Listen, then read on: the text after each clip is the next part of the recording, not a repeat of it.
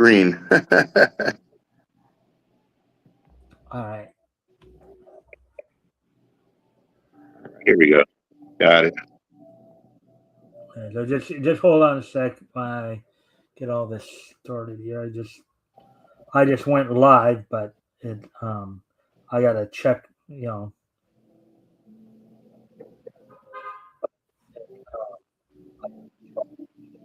All right, there we go.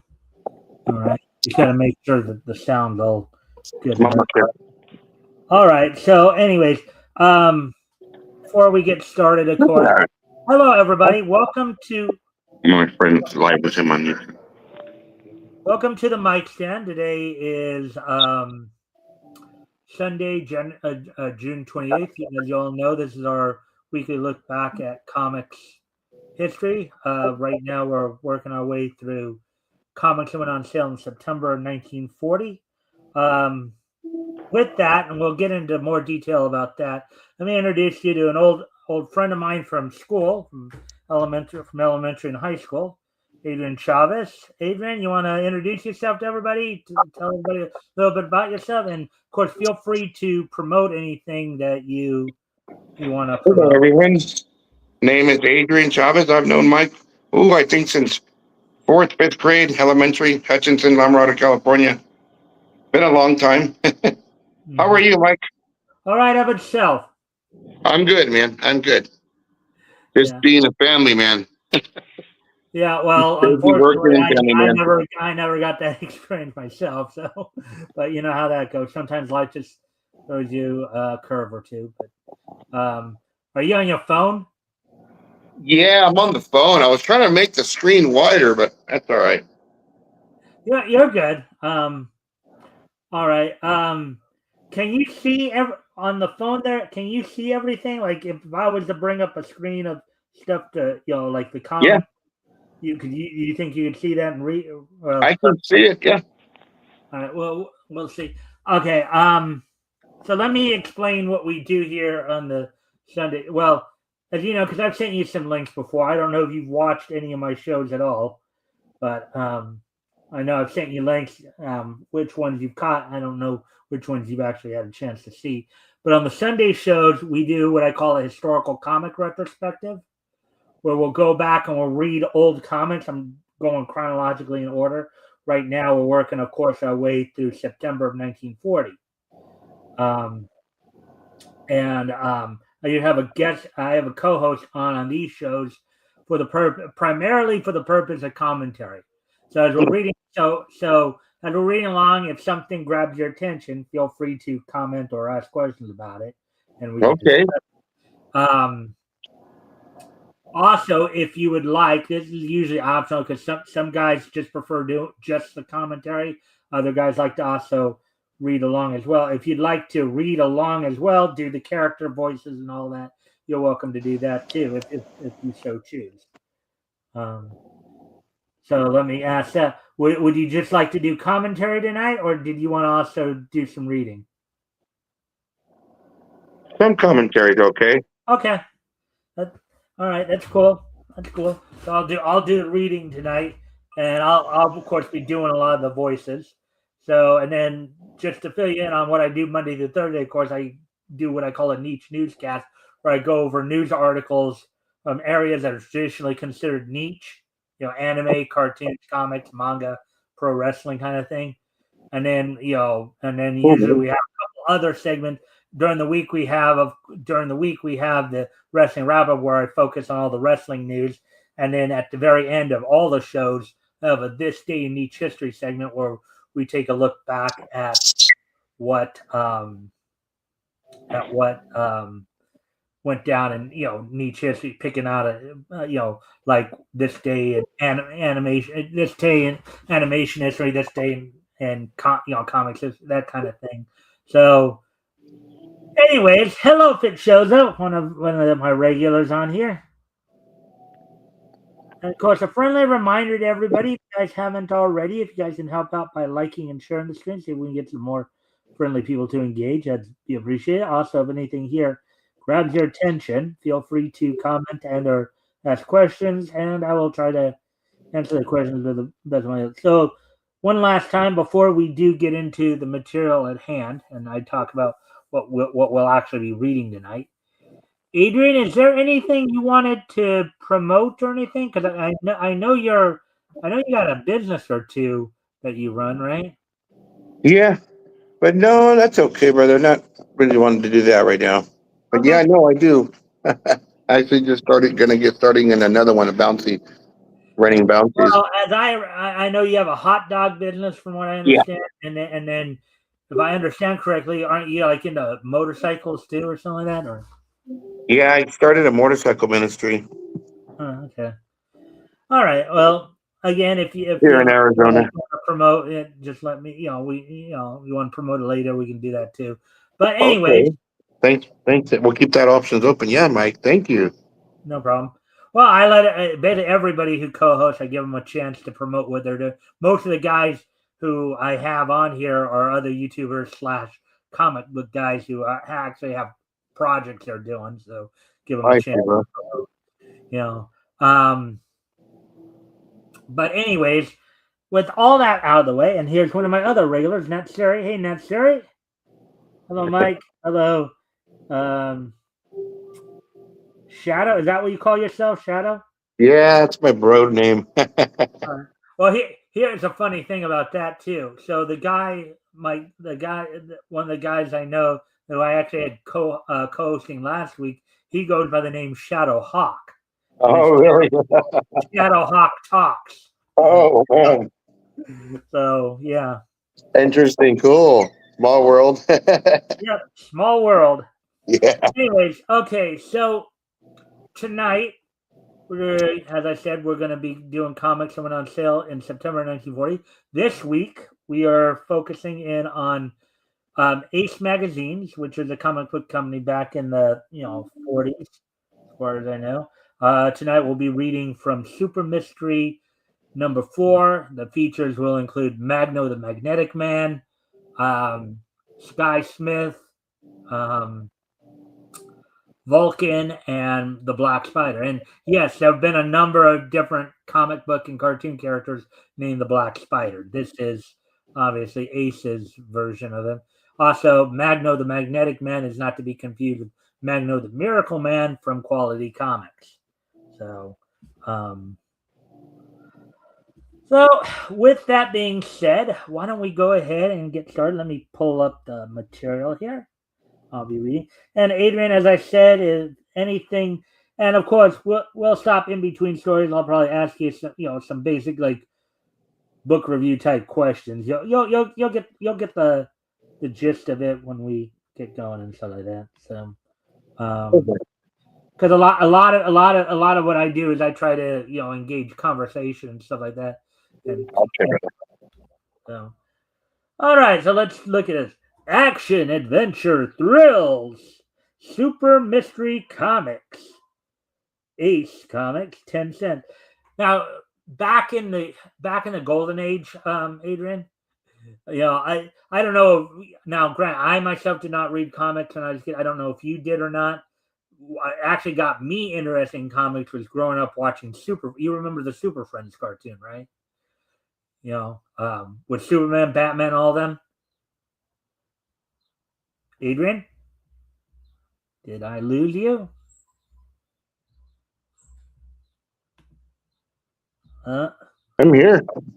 Okay, well, I wonder what happened there. Oh, maybe it's something with his phone. He's on phone, so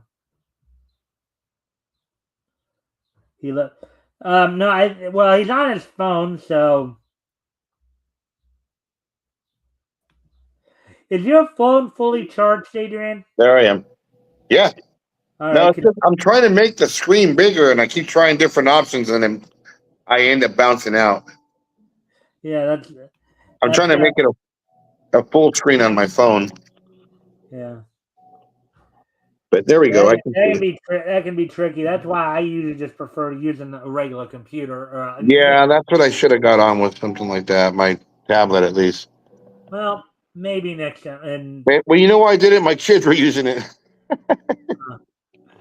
all right. Well, anyways, So, so I don't know if you knew this or well. Okay, so what I was pointing out before I realized I lost you was that I was asking you if you had read comic books as a kid. I know I didn't, but You know what? I did read some. I did. I actually did. I used to read the Thundercats, Gargoyles, G.I. Joe. oh, the Um, comics versions of those. yeah, and also Land of the Lost. Remember that show? Yep. Well, I was speaking of shows and show the connection between cartoons and comics. Of course, I got into comics later on, particularly DC. Because of the fact I one of my favorite cartoons growing up was Super Friends. You remember Super Friends? Yeah. Yeah, the cartoon based on the DC Comics superhero. Right. Later on, of course, I would get into reading some of those there in the aughts and stuff like that. So and then and this time I initially I was doing what I'm doing now just for DC and just for myself, but then when I decided to do streaming more and stuff like that, I think Yeah. it'd be a good thing to do as a weekly thing. Look back at especially when you look back at comics and how they reflected culture back in like in this case 1940 and how culture is now. I look at like things like word usage and all the like.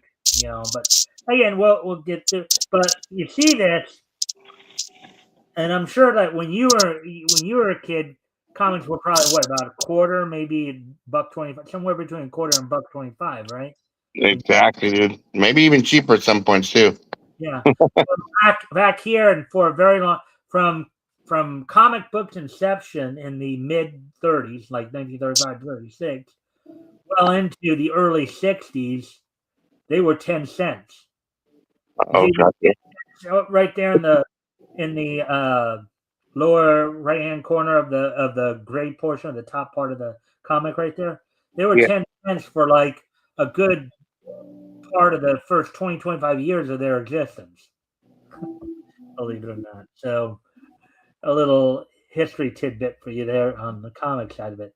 But anyways, there's a Super Mystery Comics number 4 that we're going to be reading tonight. Among the features include Vulcan, Volcano, Vulcan, Guy Smith, Black Spider. Black We're not Spider, going to read Captain the Gallant. Gallant one, but that's a C. And then, of course, the main feature here is, of course, Magno, the Magnetic Man. There's also a Magno, the Miracle Man, who has similar power, kind of magnetic-like powers in Quality Comics as well. But anyways, as Davy strained against the idol's death clutch, Magno smashed the Mad Killers. So okay, and I see Davy in the far. The only person I saw the statue holding was the girl right there. Yeah. All right, so late, and then of course back in these days too, and I think they still were doing this even when you were probably buying comics there when you were a kid and teenager, but they'd have these ad pages too, right? Or some features like this: latest weapons of science in the battle against crime. Automatic. Automatic cameras loaded with super scene, Mhm. sensitive film, and placed carefully, sometimes catch and convict criminals single handed. I guess you can read it then. Yeah, I found it. I figured it out. The magic eye of the camera, when loaded with infrared film, will record blood stains which cannot be detected with the naked eye, like in carpet and stuff like that, right? You know, the presence of any foreign body near the steel vault in a bank will alter the high frequency current of which the vault is a part, and instantly set off an alarm before the vault is actually touched. And we've seen devices like those in cartoons and comics where there may be some device where a simple vibration will activate something. Oh. Hey, I'll be right back. I'm going to move my motorcycle away from the pool so my kids don't splash it. All right. Okay, but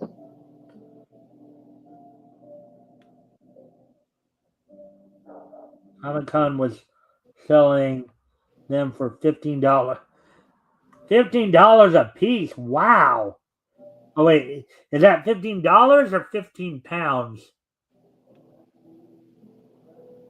Because I know you're over in England, so I guess it might be pounds there.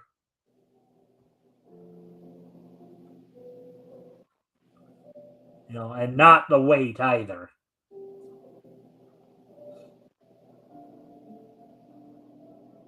But anyways, before we continue on, I'm just waiting for my friend to come back here. just let me know when you're ready. Okay. All right. So Natsuri's over in England. She was just telling me that she's she attended a comic book convention in her country the other day. 14 pounds, roughly $15. I would have took pics, but my phone got full. Yeah. Well, I know you did put some of the pics on the Discord already, so I did see that. So, anyways, let's get to this first story here then. And we're gonna just be reading stories straight through here, like the 4 stories are all just lined up right in a row. So, Magno, the Magnetic Man, with his mighty powers of magnetism, Magno can draw to himself any metal object and can magnetize himself through space at terrific speed to anything metallic. These forces, used in the cause of justice, have earned Magno the respect and admiration of the police and the hatred of the underworld in his fight against evil forces. Wow, quite a start to a story, huh, there, Adrian? Yeah, absolutely. Alrighty, so. All right.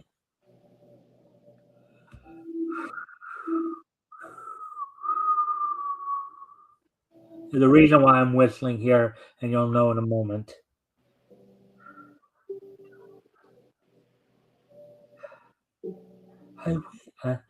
I wish you hadn't tagged along, Davy. This is an important and dangerous case.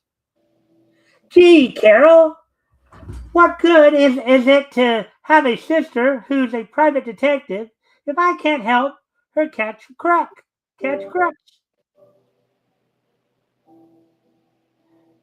That skeleton key did the trick, sis.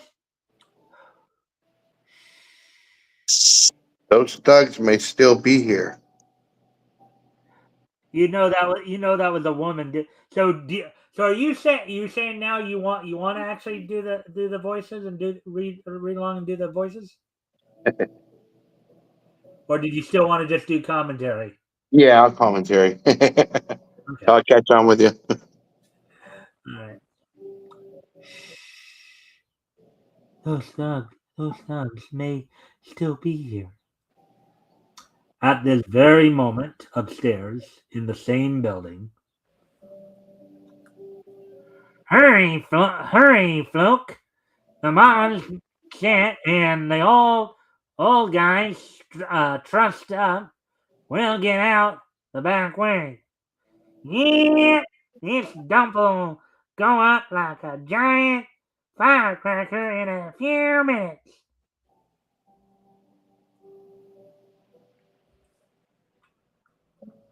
Those killers made a bum job of this gag in a few in a few minutes.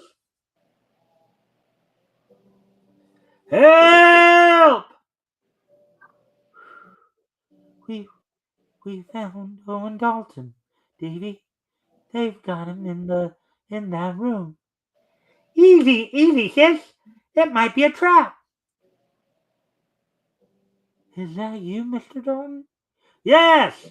Some murdering scoundrels brought me here to kill me. They set a bomb to blow up the building.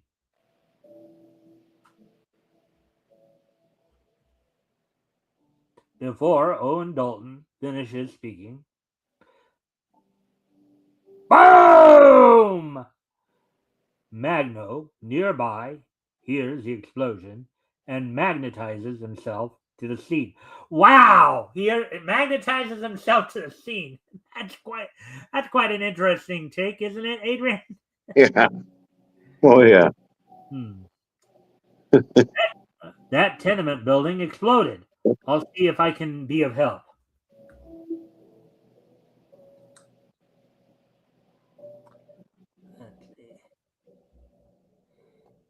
Here comes our old friend Magno.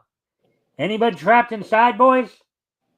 We heard moans coming from somewhere in the middle of this mess. It'll take us an hour to reach them. Magno rushes past them, applies his magnetism to bits of metal in the wreckage. Say, where's he? An hour's too long, gentlemen. If anyone is in here, they've got to get out in a hurry. Oh, you see that? You see it? Looked like she was basically trying to protect her little brother there. See that, Adrian? Yeah. There they are.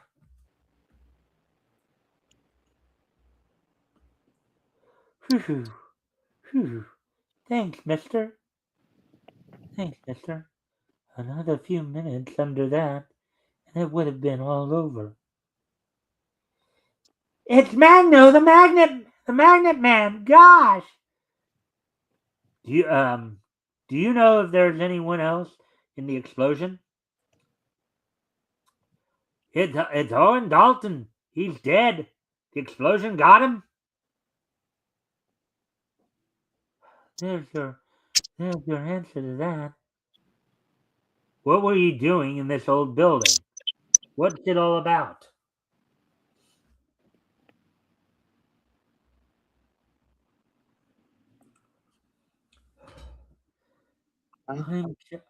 I'm Carol Landis, private investigator. A few days ago, Owen Dalton, one of the city's leading citizens, disappeared from his home. His family hired me to find him. And Sis found out that some crooks had kidnapped him.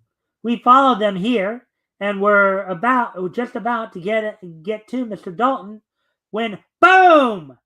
The whole place blows up. This was no ordinary kidnapping. On the roof of a building across the street, that girl Dick must have followed us here, Fluke. All right. That girl Dick must have followed us here, Fluke. She knows too much. Get her. This shiv will shut her up. All right. So word usage time here. Word usage discussion here. So Adrian, we obviously in the world we live in today, aside from of course being the diminutive for the word Richard, there's a different connotation that we use today to the word dick, as opposed to what. Now, do you know how dick was used in this particular case? No. You know? Dick was a diminutive for detective. In this time period, in the 30s and the 40s, I think even in the 50s, private detectives were often called private dicks. Oh, okay. All right, so little entomology lesson for you right there. History of words there. So you can find out a lot of interesting things. Of course, today we use it in a much more different way, as it were. Yes, I know you know for shows though. I was just seeing if my friend knew there. It's always a good to revisit. Those quick little tidbits, just for just so you have that knowledge, right? Anyways, back to the story.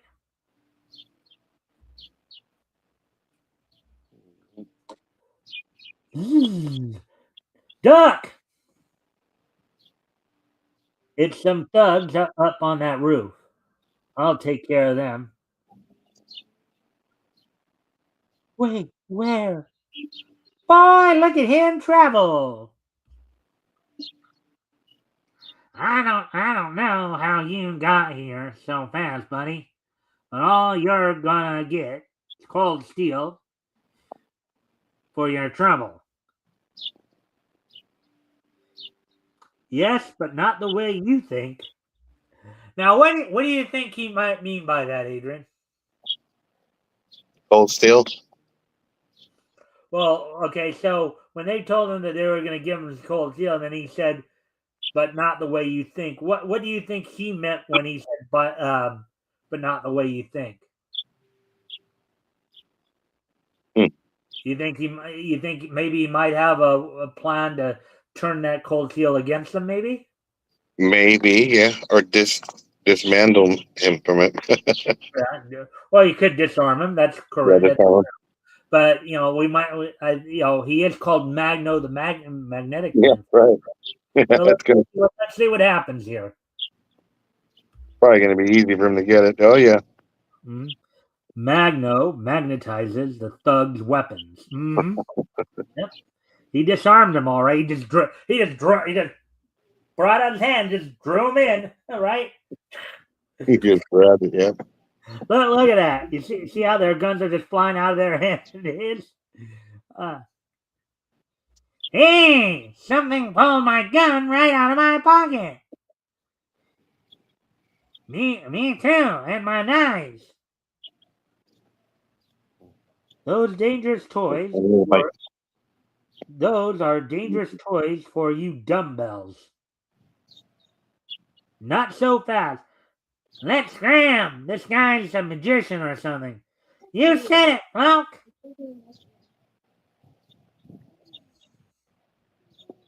Double play.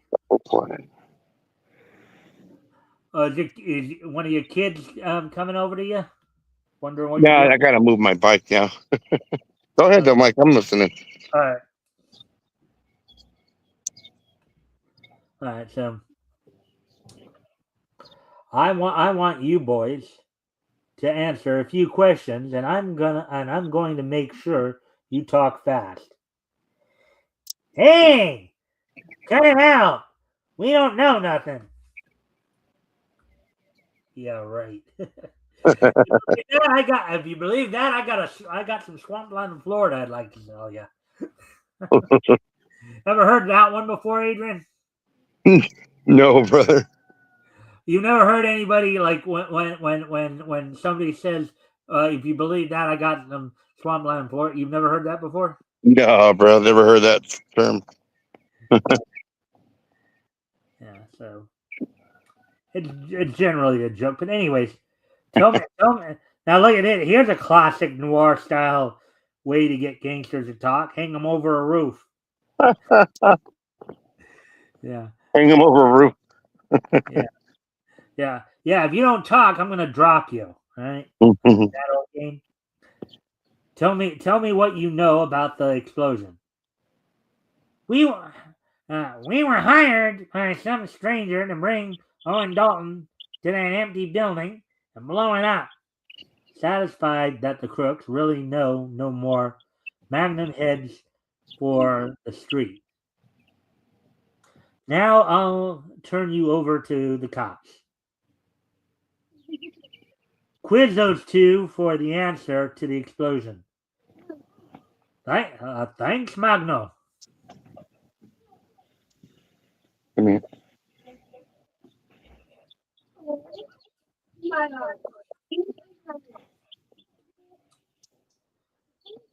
There's that girl detective and her brother. I'd better see you two home. I'll feel a lot safer. Gosh, Magno, I've always wanted to meet you.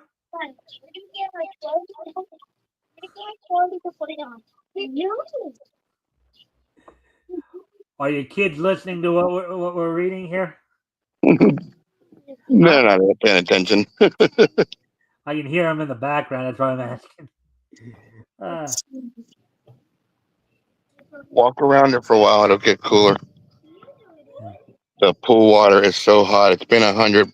Yesterday was 111 here, so I mean it gets so warm out here. Well, you are in Arizona, though, right? Yeah. Yeah. And so, because I know, okay, so before we continue on with the story, let me just ask you this real quick, just for future reference. So I know you guys don't use daylight savings time. So does that mean that it's also in the 5 o'clock hour right there where you are right now? Yeah, it's 5:33 here. Okay, just like it is here. Okay. Yeah. I know in the when we talk a little about something else a little later, you'll know why I asked. So, anyways, thanks for everything, Magno.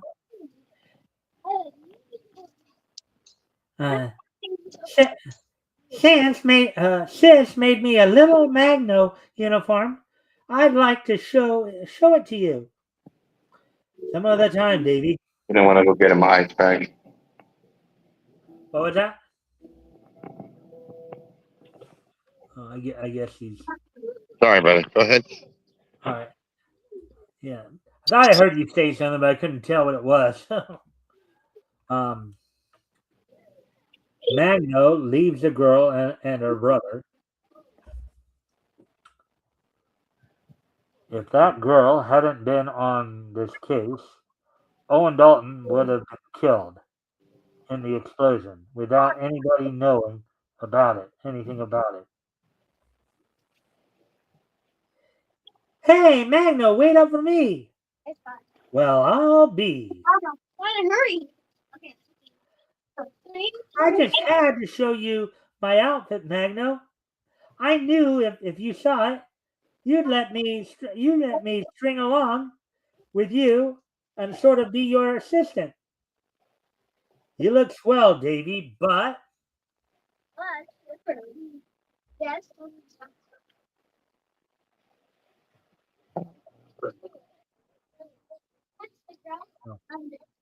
hey, help, Magno, Davy. That's Carol. Some of those crooks have got her. I'm going after them, Davy. Don't you worry.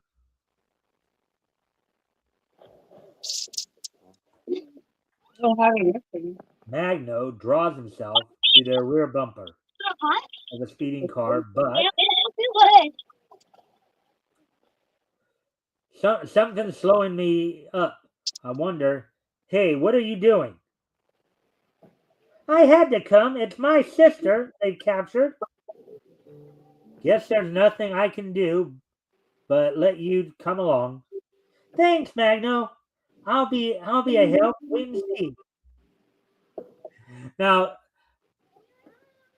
it's funny because I know we saw a lot of this in the 80s and 90s as well when we were growing up.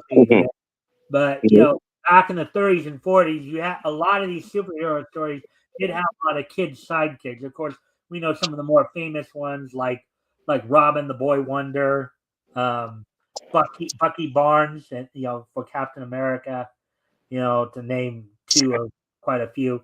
I know DC had a few, like the Newsboy Legion and all that. So, yeah, but you see in a lot of these comics around this time, you see kids getting. Of course, it was a different time then too, because kids were a lot more mature than I'd say, because they had to be because of the times they were raised in, going from the Depression into World War II. So they had to take on probably a lot more adult responsibilities than they seem to have to nowadays. You know what I mean? Yes. So, anyways. Let's see. All right. We're going to find this gang's hideout, Davey, and go to work on them. We're going into Chinatown.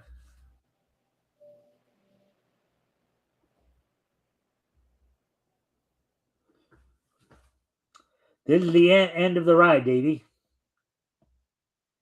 I'll have to feed this nosy guy a little lead. Release the girl. I'll stop this madman with my gas pen. Gas pen. What do you think a gas pen is, Adrian?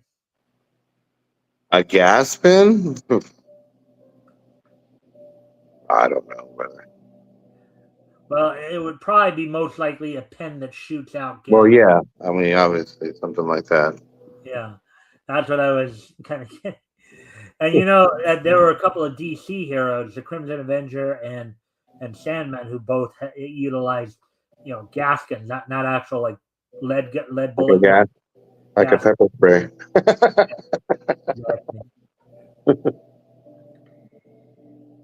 That got him, gang. I can't see. I seem to be losing my strength. They've done something to Magno. He won't bother us. Come on. Were you about to say? I'm sorry. Were you about to say something there, Adrian? What's that, Mike? Were you about to? It sounded like you were about to say something. Oh, no. I'm here, Magno. Thanks, Davey.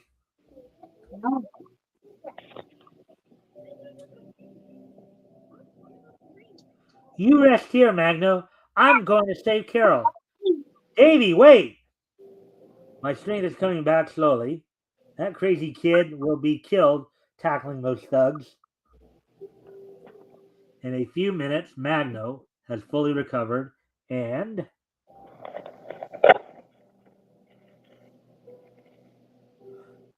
where did the gang take that girl?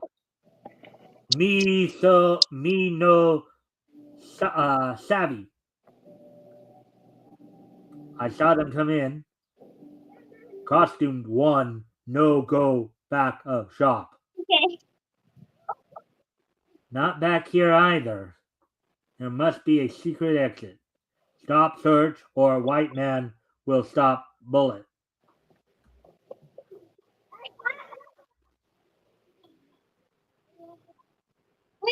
Oh, you're in with them, huh? He is inhuman. Bullets do not hit.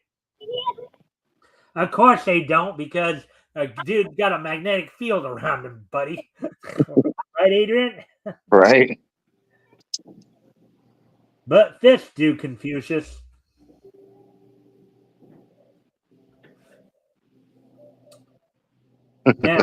Now I can continue my search. What's this?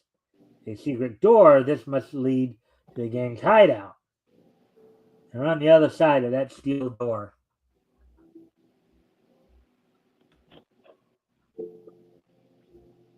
That's very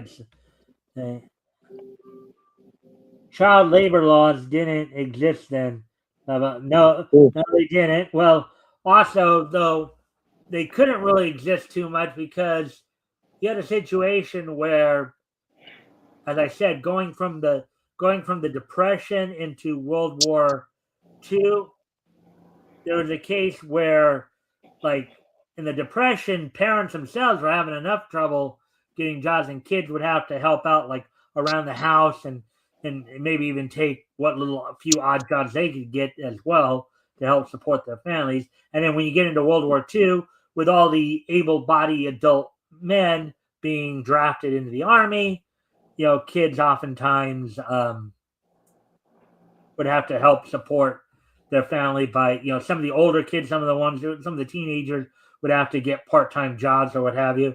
The mothers would be, working in the factories while the fathers are off to war, while maybe some of the older younger ones, some of the ones that might be in that 10 to 12 range might be, might remain at home and take care of the youngest of the children. So it's kind of the general. Anything to add to what I just said there, Adrian? No, bud. All right.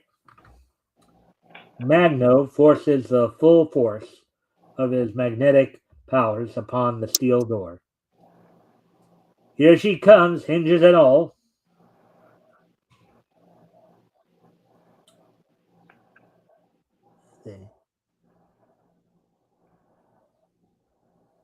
Oh. I'll kill the whole bunch of you for kidnapping my sister. Young one, make good torture victim too. Take your hands off that kid.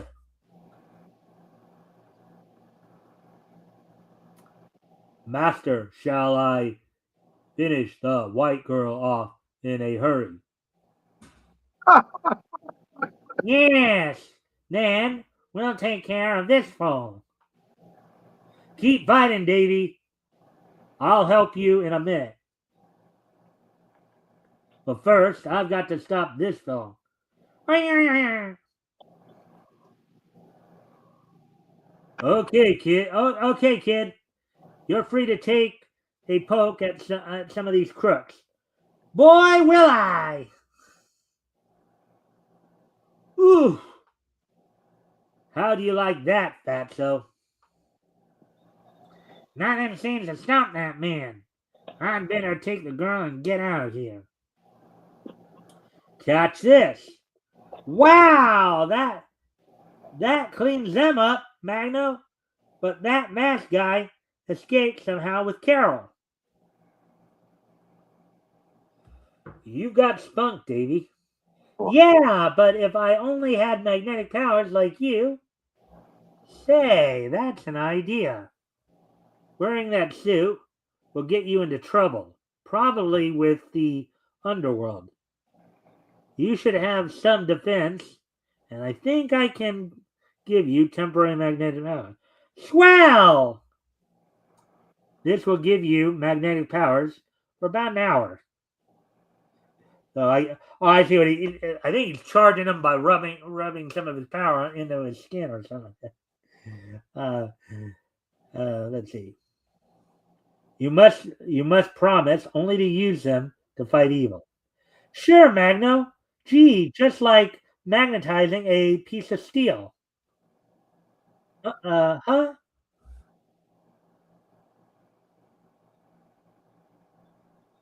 Just as Magno finishes giving David temporary powers of magnetism. Look out, Magno. I'm going to have to test my power right now. What? That worked. Look at that. The kid. Look at that, Adrian. You see that? Yeah. That's got to be something when you're a bad guy going after the hero, and this kid just pulls with the use of magnetism. This kid just pulls it away from you. Oing, oing, oing. Who was that masked white man? Sing out, cheese face. No kill. Me tell. White master's name. J. Jackson.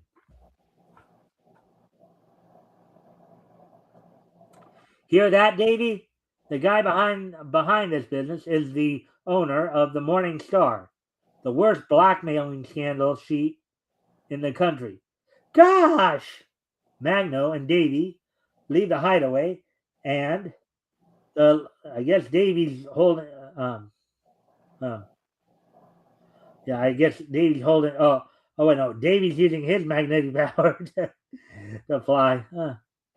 Jackson probably took Carol to his newspaper office. Magnetize yourself to the metal in the Star Building, and we'll get there in a hurry. I wish the kids could see me do this. Adrian, let me ask you this. How do you think your kids would react if they got magnet powers? Oh God, they'd go crazy using it. Uh, Probably on their teachers. yeah, I think most kids. I think there are always a few kids out there that are always a hassle for both their classmates and their teachers. Huh? Anyways,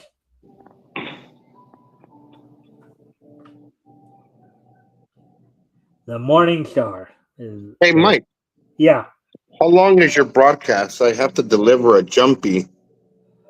I usually try to go about 2 hours. Okay. Yeah. I usually try to go about like so. Yeah. Okay. The Sunday broadcasts are 2 hours. During the week, they're only one. But like for this case, and of course, I want you to stay after for just a couple minutes for post show stuff. I'll obviously have a question for you after the show as well. But we'll get to that when that time comes. Anyways, I hope we find Carol and Jackson here. I'd like to punch that guy's snoot. Snoot. Let me ask you something. Well, you know what snoot is, right? Right, Adrian? What's snoot? Snoot. Well, Nose snoot is another word for it's a slang term for nose. Nose, yeah. Okay. I remember hearing it once or twice as a kid, but obviously once or twice. you don't really hear it a whole lot nowadays. But it's more. No, you don't. It's a slang term for snoot. Is when somebody says your snoot, they're referring to your nose. Your nose, right? So, yeah. So, aside from this moment when we're talking about it, can you remember the last time you actually heard or saw somebody use the word snoot? Maybe in a movie, but nowhere that I actually heard someone know. Yeah, probably not in a while. In terms of, as I said, it's an old. However, I do hear a lot of old phrases here because there's a lot of winter visitors and they're old folks. And there's time where I cater hot dogs to their to retirement events for them or whatnot or birthdays, and I do hear some old school things said by them. Yeah, which is natural. Yeah, we get a lot of Canadian visitors over here, a lot of Washington, New Hampshire, from all over the nation. Really, during the winter, they like to come here. Of course they do, because who wants to tread who really wants to actually sit there and trudge around in knee deep snow all the time? Yeah. Right? Oh no, and where they come from, it's super cold. So when they come here, they love it. Yeah. So when we're cold here, up in Canada, northern half of the United States, like Washington. Yeah. When we're cold here, Idaho, our visitors are in shorts when they come visit here, and we're cold, but they're in shorts because it feels good to them. Right. Yeah. Well, even Arizona is relatively comfortably warm in the winter. No, it is. We really don't get a winter like this past year. We didn't even get a winter. We really did not. We haven't. Our monsoon season is due, so we should be get hit by that maybe. But even then, Yuma doesn't get a lot of rain. Yeah. Well, I mean, Arizona is one big desert. Next time I do this with you, I'm going to make sure I'm at the Colorado River. I want you to see. Okay, well, that was going to be the question I was going to ask you at the end, but it sounds like you've already pretty much confirmed. So you would be interested in doing this again, then? Yeah. Oh, yeah. All right. Then what we'll talk about after the show, of course, is I'll let you know next open date I have, and then if that date works for you, that'd be cool. So, anyways, all right, let's get back to the story here. Yep. Let me also check the time because we've been talking a lot here. So what we did, yeah, we're already at 49 minutes. So I might want to hurry along here. So I'm going to start reading through this a little bit quicker. Probably won't stop as much. Again, if anything, as I said, Adrian, if anything in the story here grabs your attention, feel free to comment or ask questions about it. And let me know, and then we can get into it. But obviously, if we want to try to get through as many Okay. I'm going to try for all 4 stories, but but we need to probably start quickening up a bit because all 3 of these are double-digit page counts. So, anyways, now to find Carol. Jackson isn't in the offices. He must be around the plant somewhere. If he's hurt my sister, look, they're going to squash Carol between those rollers. Let's go. Stop that press, Jackson. What? Interesting mask he's got on there too, huh? You blunt. Oh, go ahead. Oh, I thought you were responding to what I said. Oh well. You blundering fool! You can't save the girl now. You started the press. There's only one thing to do. Magno. So see the sequence here. Magno applies his power to the big presses. I just got the rollers up in time. They're going to get Davy unless a perfect strike. Oh, ouch! That's gotta hurt. Hey, Adrian. Yeah, that's gotta hurt. Tons of weight. Yeah, imagine something like that falling on you. That would really squash you.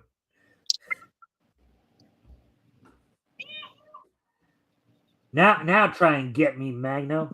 Or now try and get me, Magno. Glad to oblige you. He's pulling the balcony down. And you with it, Jay Jackson. If I can make that hook. Hey! Hey! I'll get you for this, Magno. If it's the last thing I do. Oh, there's a classic villain line. I'll get you if it's the last thing I do. You're not getting away. Meanwhile, in another part of the press room, Don't do that. this is almost fun. First, Okay. pick you up by your belt, and then I'll drown you in this ink. I'll drown in this ink. I'll drown in this ink. Help! And then Davy joins Magno. Up after Jackson, Davy. Okay. I'm trapped. This is going to be a double header.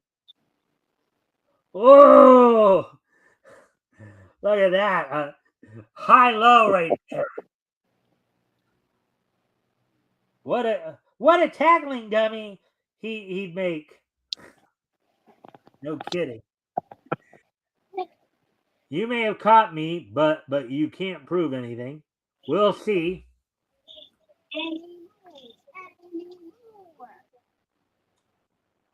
While I'm trussing up our friend, free your sister, Davy. Have you listened a jiffy, sis?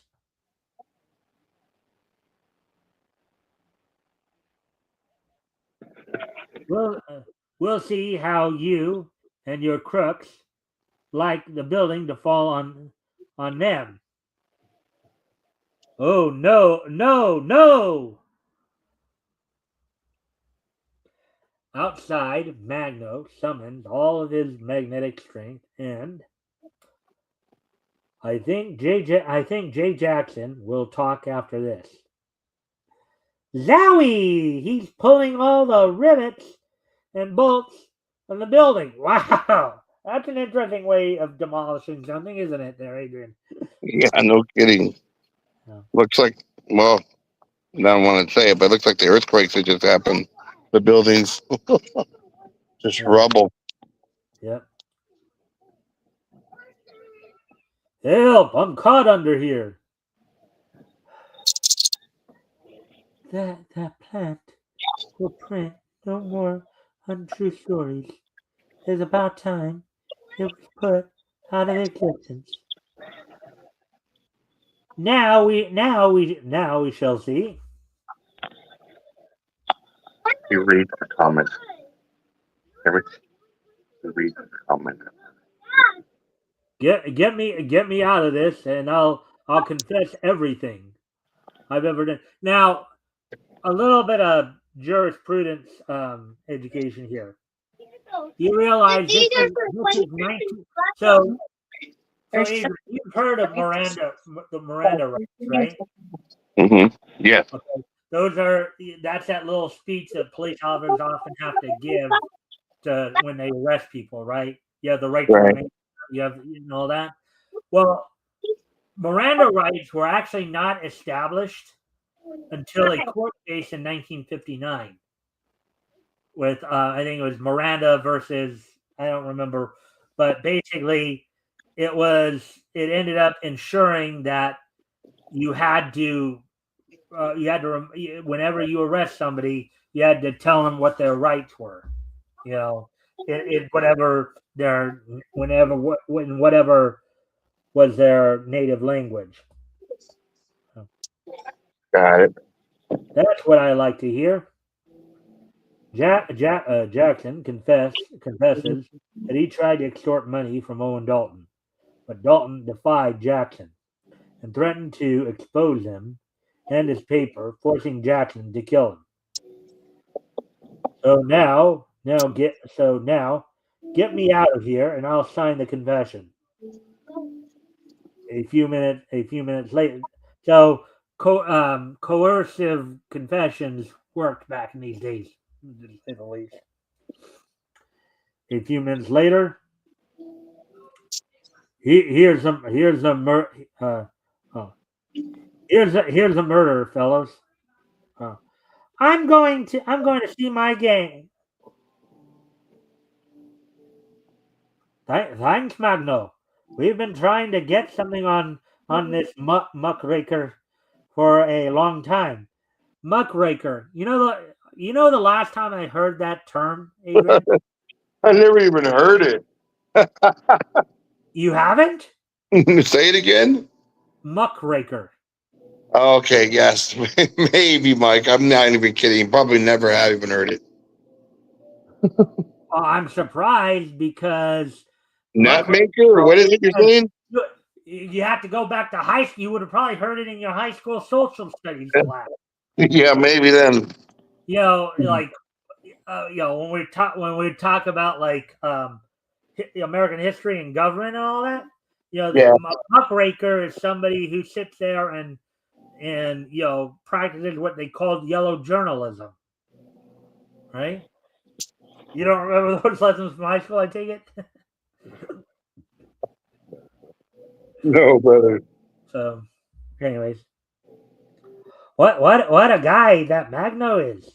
If we can only get him on the force. He's wonderful. So long.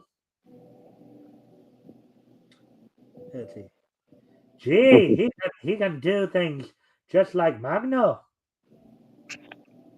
Let's see. Trying to find where the there. Gee. Oh heck, Magno! I almost forgot. Davy, your time is almost up, but we'll work on a case together again soon. Follow the adventures of Magno in every issue of Super Mystery Comics. Okay, so as part of what I do when we complete each story. Yeah. I will ask for your overall impressions of the story. I'll ask, basically if you liked it, if you didn't like it, what basically I'll ask basically for your overall impressions, whether or not you think it was a good story, and then after we get through all the stories that we try to get through, now I'll ask you like which story did you like the best, which story did you like the least, kind of thing. So with that being said, what were your overall impressions of this story? It was pretty cool. I liked it. Anything? Oh, okay. I'm sorry. Go I ahead. like how you do the. I like how you do the editing, the voice editing. It's neat, Mike. Really cool. Oh well, thank you for that. I try my best. I mean, even some of the more difficult ones, like You do the characters well, and it makes you feel the story. So it's pretty cool. Something, Adrian. One of the other reasons why I wanted to do this is that right there, what you just said, right? When I read these and I read these in characters, that's exactly the response I want from people. I want them to feel like that's they're exactly there. what I want that's what to you're giving. That's what I got out of it. So I mean, that was cool, and that's my first time with it. I thought it was really, you got a hold of me and interest because how you did it. It was really neat. Yeah, well, I like when you got to the woman part. It was you do it well, and then like the thug guys, you do their tone well, and versus the guy that's the good guy. It's cool. yeah. Well, I've been active for a while, obviously, and again, I want to try to make it as You know real what it and reminds me of, Mike? The closest thing I can think of this is like when we didn't have, and I wasn't around then, but when we didn't have TV and you just heard it on the right. radio, but people still got into it and the feel of it. That's what this is. It's really cool. Yeah, radio theater. Yeah. Well, Yeah, it it's really funny. is. It's funny you said that because the time that this comic came out, that was the primary form of entertainment. People would have would. Was it really? This is still about 5 to 10 years before television became a real Oh thing. wow. It wasn't really till after World War II and people came home from the war that TV, like on the East Coast, they were Yeah. to have like, like a lot of the East Coast TV stations were starting up in the early 40s. But at this point, TV was very early on in its state. In fact, here's another little interesting history tidbit for you. January of 1947, okay, KTLA here in California, KTLA. Channel 5. You probably remember it as Channel 5 when you were Yeah, Channel 5. okay. They started broadcasting in January of 1947 with Bob Hope, being the host of the very first show they did. Yeah. And KTLA was the first broadcast television station west of the Mississippi. Wow. So there's a little interesting history tidbit for you. Yeah. I remember the last time I heard a news anchor when I lived out there of KTLA was Hal Fishman. Of course, he's long passed on. Yeah, he was awesome, but I remember that. He was someone else that you heard his voice and got your attention. Right. Anyways, anything more you want to say on the story before we move on to the next one? No, I think we covered pretty much what it was. All Pretty right. neat though. I enjoyed it. Yeah. All right. Well, we're just past the hour mark. We'll get through at least 3 stories.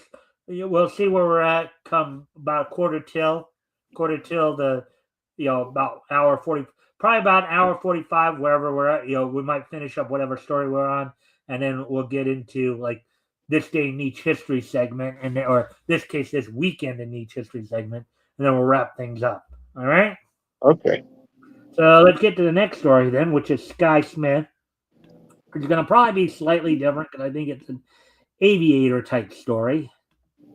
Let me just go ahead and calm down here. And here's Sky Smith. Sky Smith, flying adventurer, has been called to the wilds of Alaska. His friend, Ted Harris, who runs a one-man airport, Sky nears the location of the Harris Airport. Ted must be in serious trouble to bring me all the way up here from the States. Now let's see. They say, just trying to see where's Alaska. Now another little history tidbit for you here. Alaska was still not a state at this point. This was still about I think 9 years before it became a state in 1949. So probably I think might have been a territory at that point. Suddenly, two strange planes swoop out of the clouds towards Sky. Hey, what goes on here? So you want to fight, eh, blackbirds? We'll see how you like the same medicine. I think we're gonna see a dogfight here. Hey, Adrian. Yeah. That black plane is Looks like a Corsair. What was that? Looks like a Corsair, but it's not. But kind of resembles it. That black plane is supporting the Jolly Roger, the pirate sign. They must be sky pirates. Here goes number one. And you got pontoons right there on the bottom of the plane there. So I guess that's a seaplane that he's got there. The other one is scooting away like a whipped pup. Well, I better get on to Ted's place. One of those bullets must have clipped my motor. She's beginning to act up. I'd better sit down and check the old bus over. I'm sure glad this plane can set down on ice, snow, land, and or water. According to my map, I shouldn't be very far from Ted's airport. Rifle fire. Let's see. Oh. Crack, crack, crack. Rifle fire. It must be coming from Ted's place. I better get right over there. I wonder if there's any connection between Ted Harris is trouble and those pirate planes that attacked me. Ted must have caught those birds trying to sneak up on him. Good for him. As Sky moves closer to the airport, hostile eyes follow his every move. I'll fix this guy.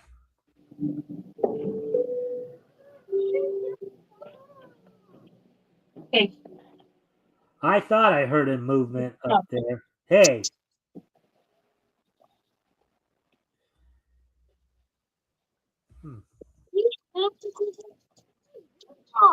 Did your wife just say something?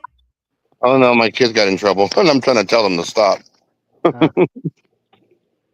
Did you say history? Well, coming up at the end, that story, I was just giving Adrian a little heads up on what we'd be doing like later in the towards the end of the show. That's all.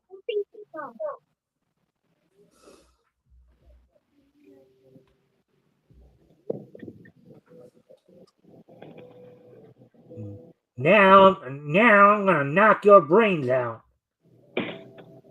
One strike, you're out. Oof.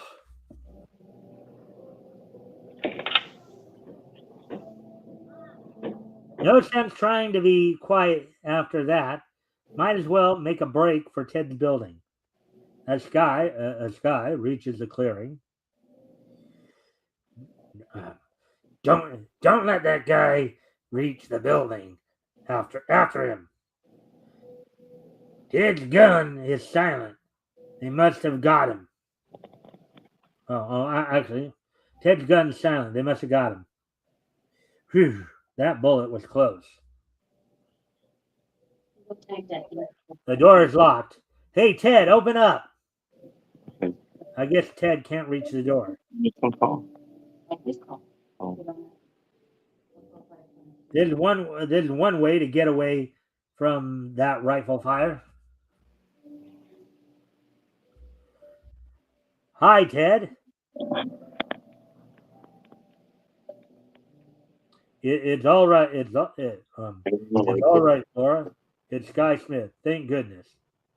Oh, I thought it was one of Calgary's men. Excuse me, folks, while I pick off some of these yeggs who are trying to storm the fort. Go to it, boy. 2 down, 1 to go. There they go, Ted.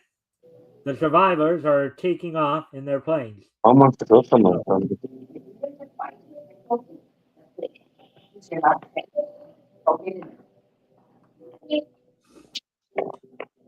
Sky, all right. Sky, this is my kid sister, Florida. This is my old pal, Sky Smith, who's better than the Marines for breaking up trouble. What's it all about, Ted? The days from that nick on the head is wearing off. Let's get out and I'll show you around while I tell you the story.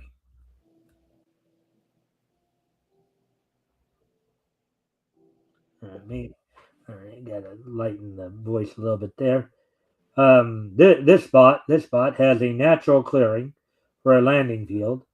It was just the place I was looking for after I heard they might establish an airline between Nome and North City.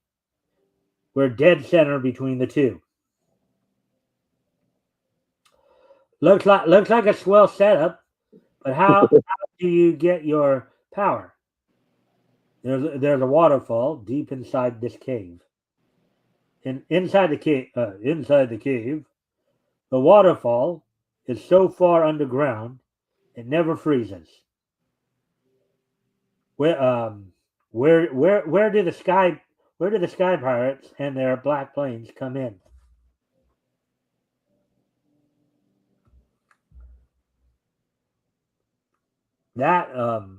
That's Rolf Kolger and his Skywaymen. Skywaymen, kind of like highwaymen. You know how in the Old West, robbers were sometimes called I think more like medieval times, I guess, were called highwaymen because they robbed people on the highways, right? Right. I guess Skywaymen could be for like the skyways, obviously. Oh. Several air shipments of gold have been stolen around this section. I believe it's Calgar and his gang that did the jobs. Anyhow, they wanted to buy my drone for a base, and when I refused, they tried to use force.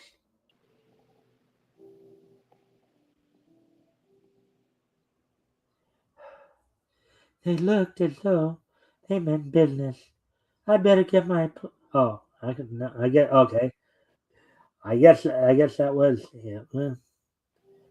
They just put the tail in the wrong spot because it looks like the way that the tail to the word bubble right there is going.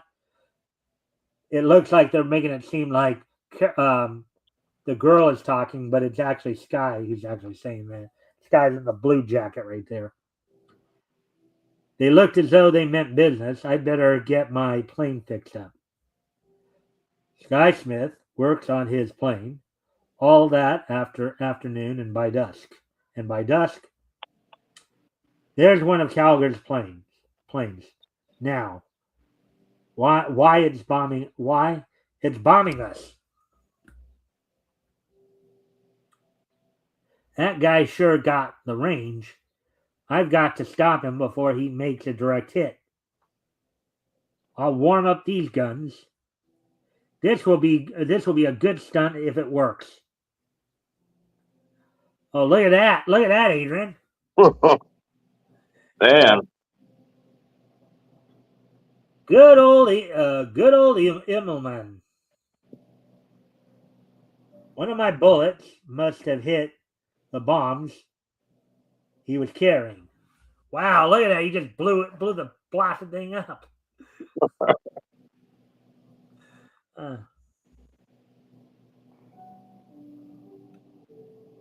Hey, Metal. Now, here's one of the other guys who co-hosts the show with me every few weeks, Metal. Metal is, and good time, good showing up too, because in the history segment, you're gonna want to stick around for the history segment, Metal. Metal is a YouTuber and comic book creator himself. We've caught some of the shows where he's been on. He promoted his works on here as well. His channel is called The Vomitorium. So he covers a lot of the same stuff, maybe more gaming stuff than I do, but he covers some of the same stuff I do as well on his channel. Anyways, back to the story here. I'll land at the airport and see if that bomb did any damage. The bomb just tore up the field a bit, but say, what's that? What's that black plane doing there? Wonder where Ted and Flora are. And the boys who brought this plane in. Uh-oh. What? Okay, Adrian, what do you think? What do you think is going on? Well, Huh? It's okay. Take a guess. What do you think is going on? I don't know, man. Some kind of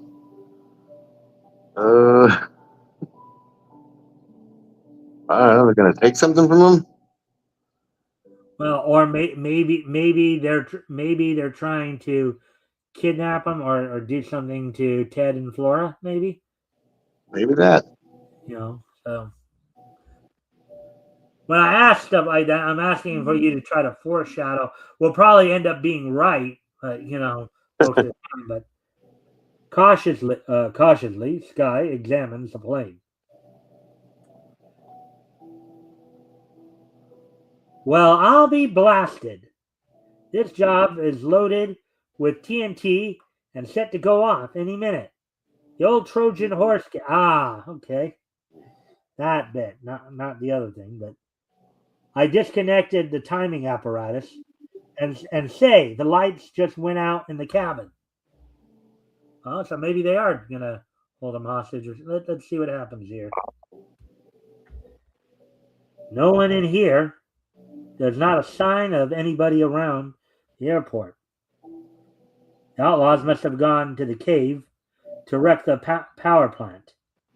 Ted and Flora probably followed to stop them. They've captured Ted and Flora, which is what I figured was going to happen. But there's 50,000 volts flashing between those poles.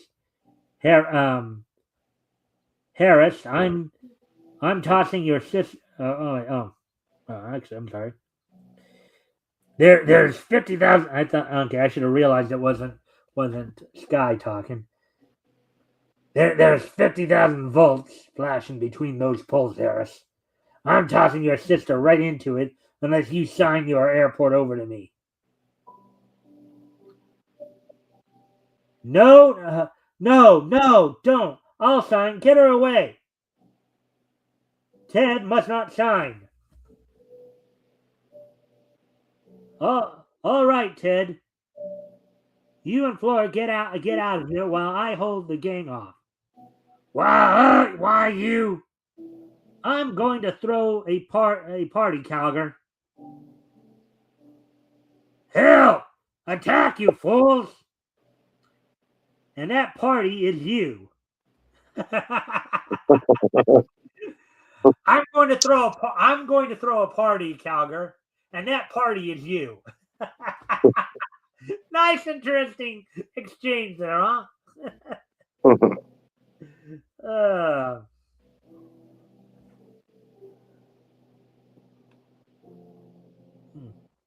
see.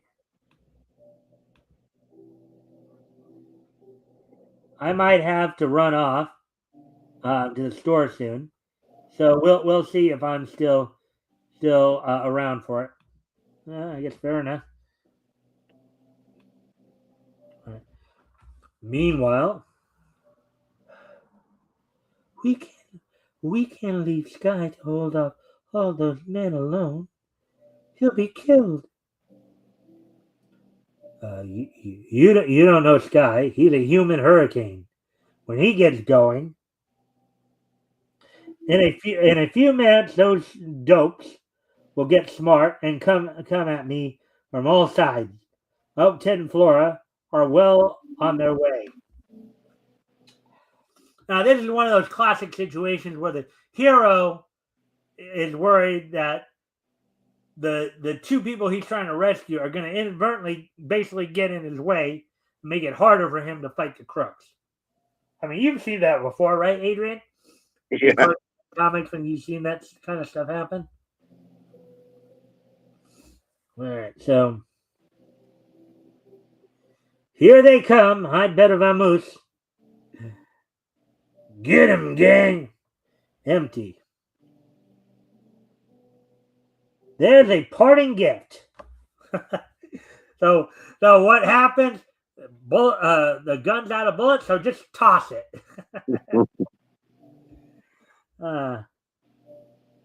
They're going to plug me before I reach the exit if I don't do something in a hurry. Shoot to kill, man. Sky suddenly leaps onto a ledge. This will give me a few more minutes. Hey, he's blocking our path.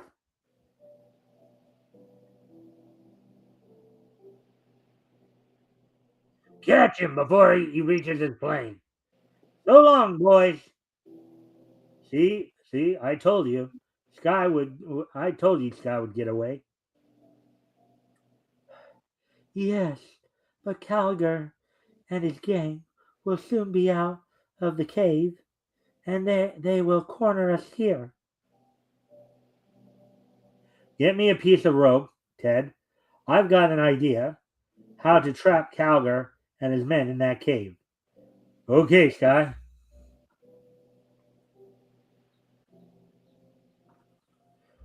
Now the timing mechanism is hooked up. Here's a rope, Sky. What are you? You'll see in a minute. You and Flora get away from the plane, just in case something goes wrong. The plane's headed right for the mouth of the cave. Now to... Oh, so you hooked up one of their planes to do something. Get out of this death crate. Calgar's men are starting to come out. They won't get far. I set the clock on the TNT to go off in 40 seconds. You mean just as it reaches the cave?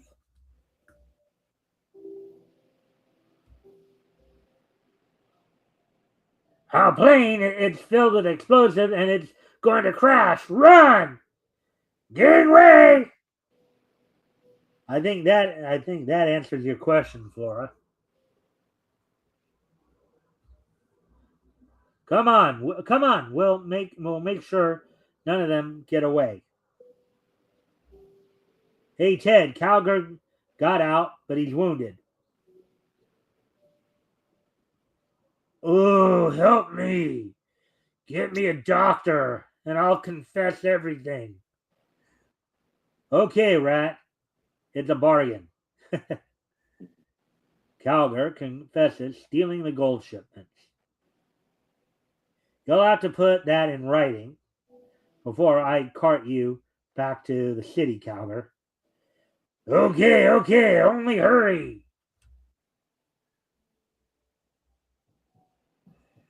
Yeah, there'd be a lot of people scream bloody murder if we treated crooks like that nowadays, huh? Oh, yeah, no kidding, right? Right. Laura helps dress Calgar's wounds, and he is soon loaded into Sky's plane. Things should be pretty peaceful around here now. Now, Sky, why not come back and help me run my airport? I wish you would, Sky. No, it would be too peaceful. I'm afraid I'd get restless. But I'll see you both again sometime. So long, Sky. I wish you'd come back. Adrian, let me ask you something. You think Flora might have a thing for Sky? Nah, just friends. Oh, we never Trust know, right? again. Trust. Sky Smith smashes super. Sky Smith smashes through another thrilling adventure in the next issue of Super Mystery Comics. All right. So before we head on to let me check the time, of course. Let's also see. Let's see. The time is 1:25. I think we'll have time for one more story here, and I am going to need to go off camera here for a quick moment. So while I'm gone, I'll let you talk to the chat for a moment, Adrian, and just you guys get to know each other a little bit more. But before I do go, of course, as with the last story, your overall impressions of the story. For me, I like the other one way more. All right. Well, wait for the comparative aspects till the end. As I said, when we get to the end, then I'll ask you like which one do you like the best, which one you like the worst. But so you obviously said you like the first one better than this one. This What one was a lot shorter. what factors about the story did you like? What factors didn't you like?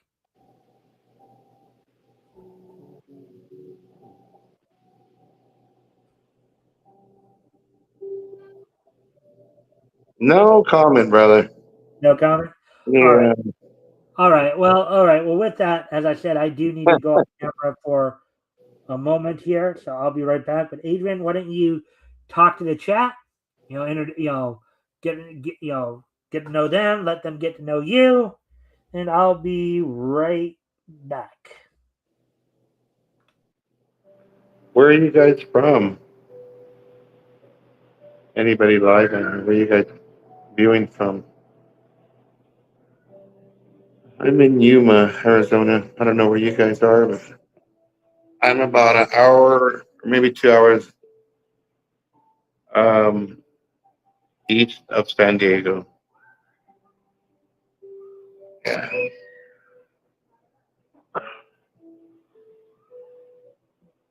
I'll be back soon, Mike.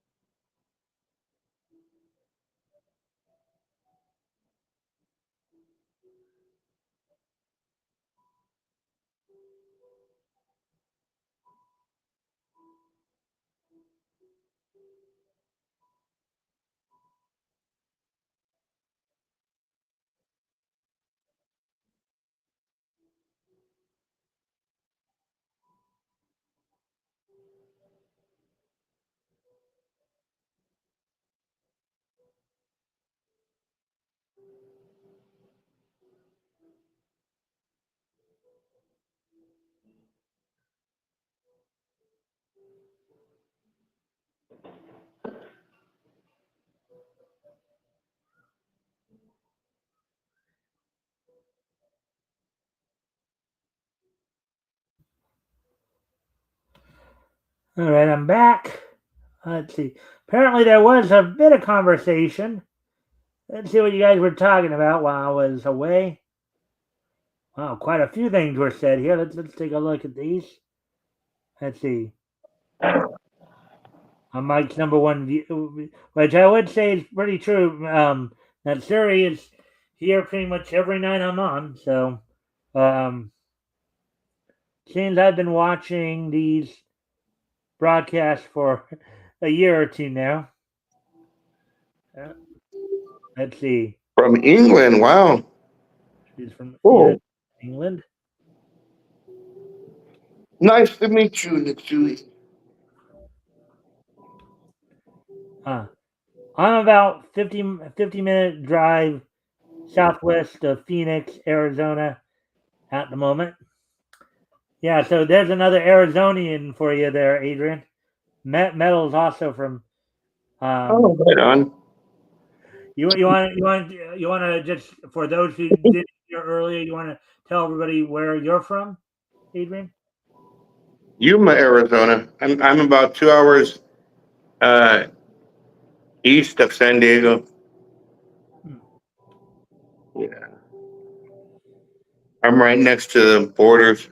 Mexico's right here. There's a little town called Calexico, Yuma. Then there's Blythe. Let's see. That's where he says. Parker and Havasu is not too far from me because I take a ride there almost once a week. I ride there just to take the ride on my motorcycle. I like riding it there. All right. So that's where he said I would be a week.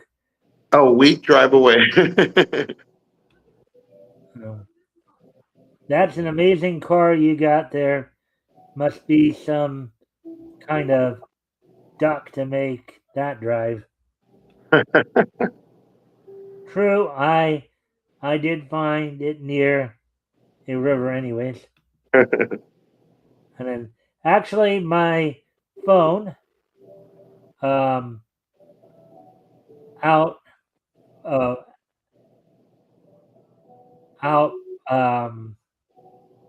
corrected southern. It's southeast of Phoenix. Cool. Auto corrected southeast to southwest for some reason, but I'm southwest or southeast of Phoenix.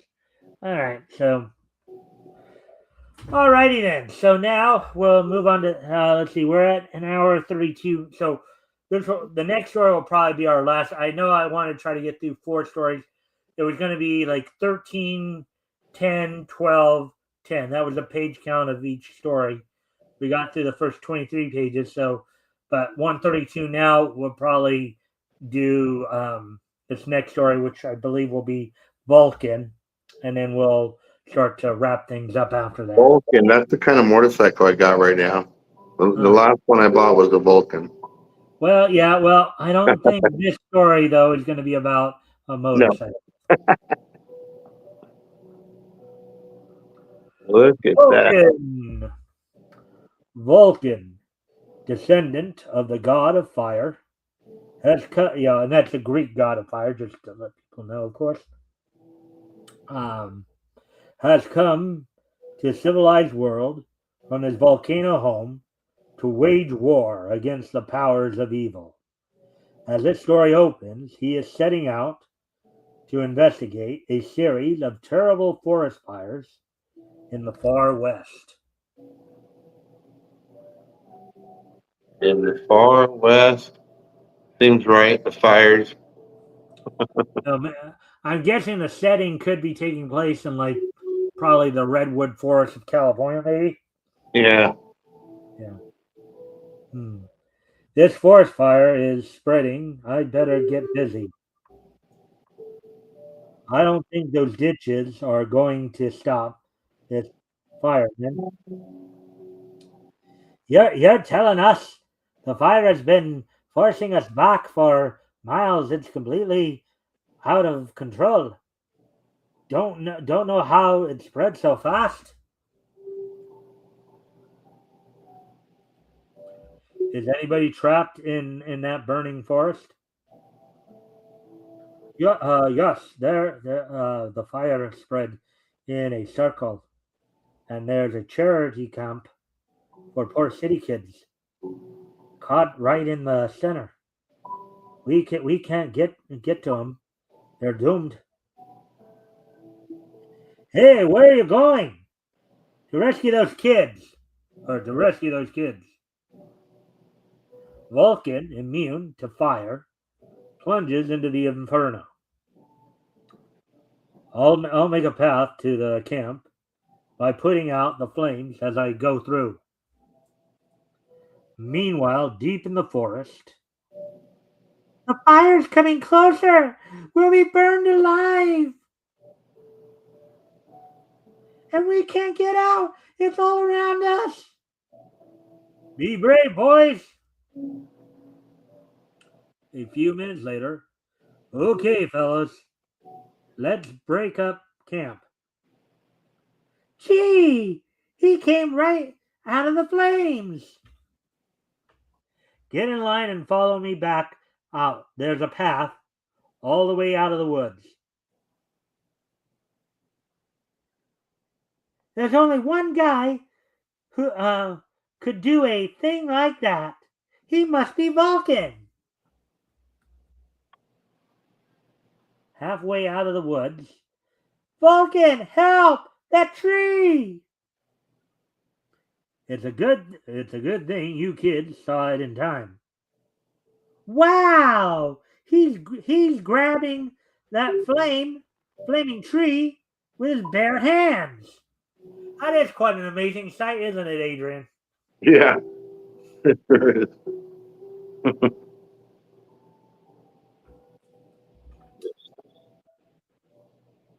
That's out of the way. Now we can go on. After Vulcan brings the camp kids out into the clear. Where are you going? Now, Vulcan. To stop the fire.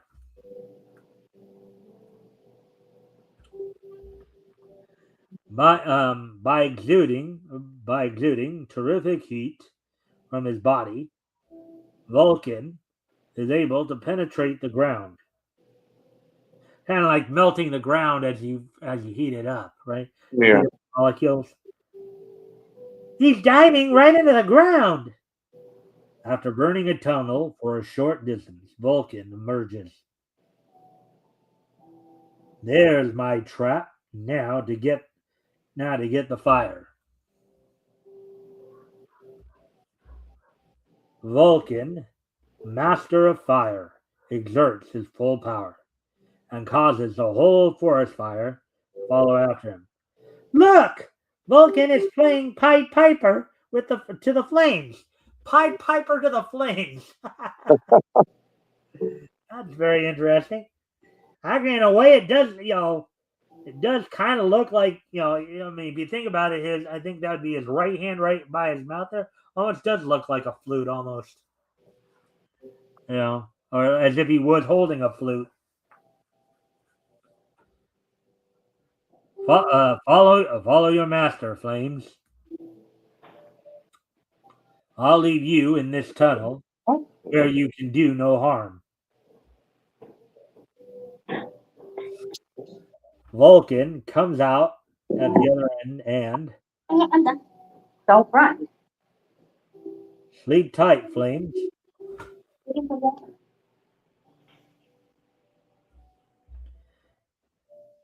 There he is. He put out the whole fire single-handed by burying it in the tunnel. Hey, you can go back to your regular jobs now, men. Hey, come back. We want to thank you. Sorry, boys, but there's another fire about 50 miles away I have to tend to.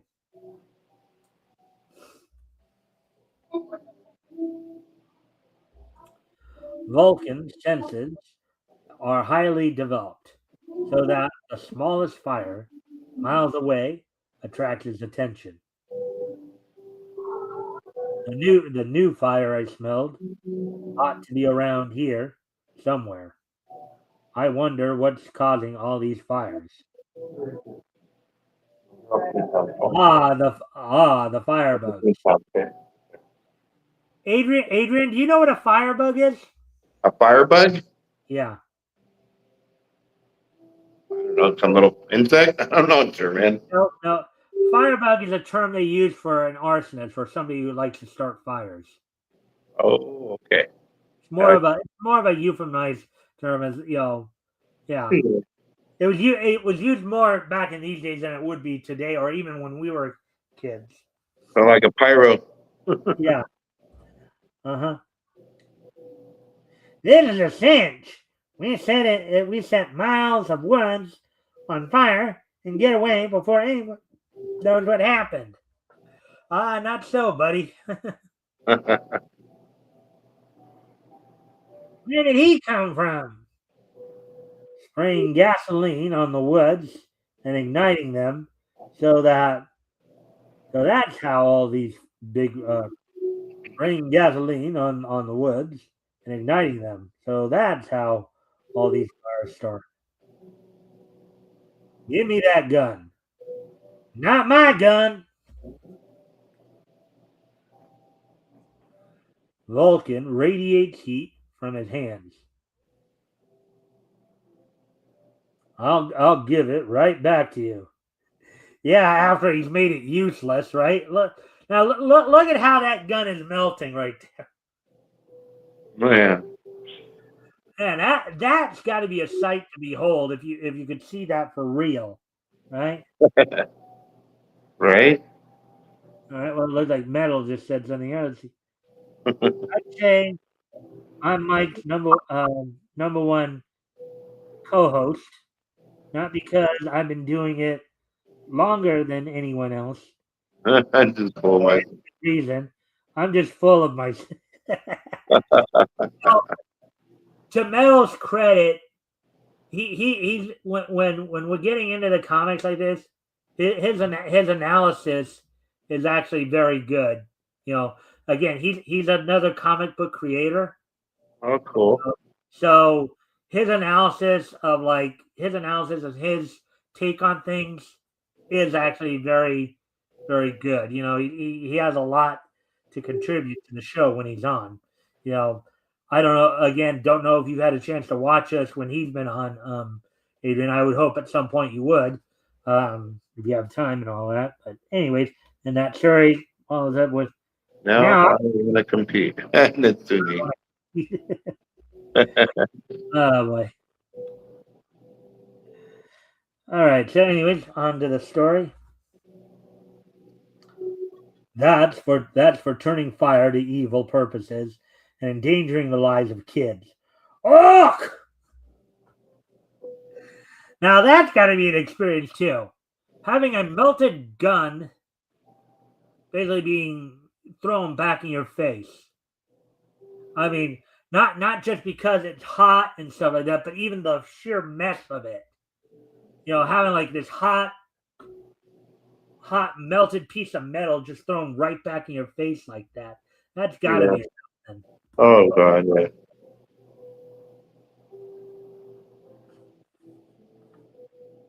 Now to take care of the others. We better get out and get away from here. Stop spraying gasoline on those fires. I better put out this fire they started before I go after those thugs. What could they be setting these fires for?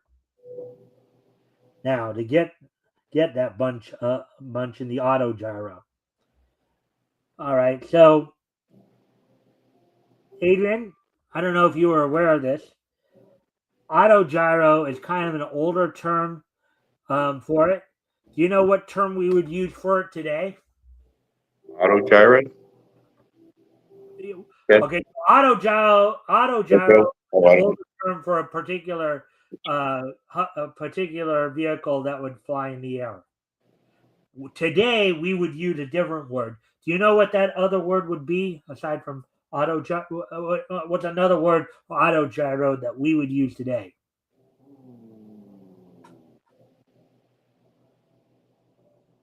Not sure, bro. I'll give you a hint.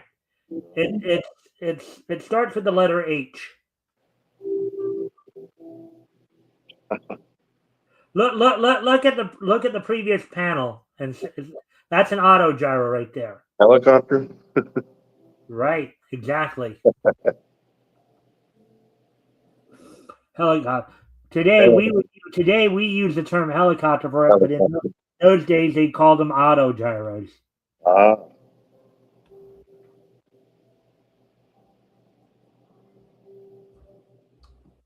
They've stopped at that forest ranger's lookout tower.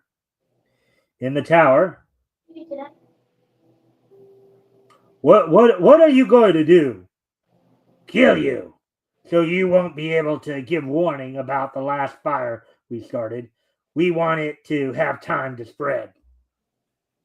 Now, of course, the $1 million question I'm sure all of us have, including, and of course, Vulcan actually asked this as well. Why are they starting these fires? What's the whole point here? We meet again, Firebugs. It's that crazy guy again. Finish him off. Vulcan frees the ranger and thanks for giving me this chance to work on these murderers, buddy. Give it to him. Give it to him. That was a nice workout. Here comes some more.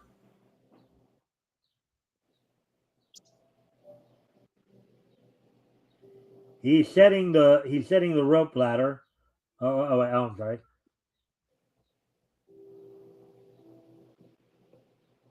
Better go back up. Better go back up, Muggs. He's setting the rope ladder on fire. Very good. Yeah. The burning rope reaches the thugs, and oh boy, help! Oh, so you like to play with fire, eh?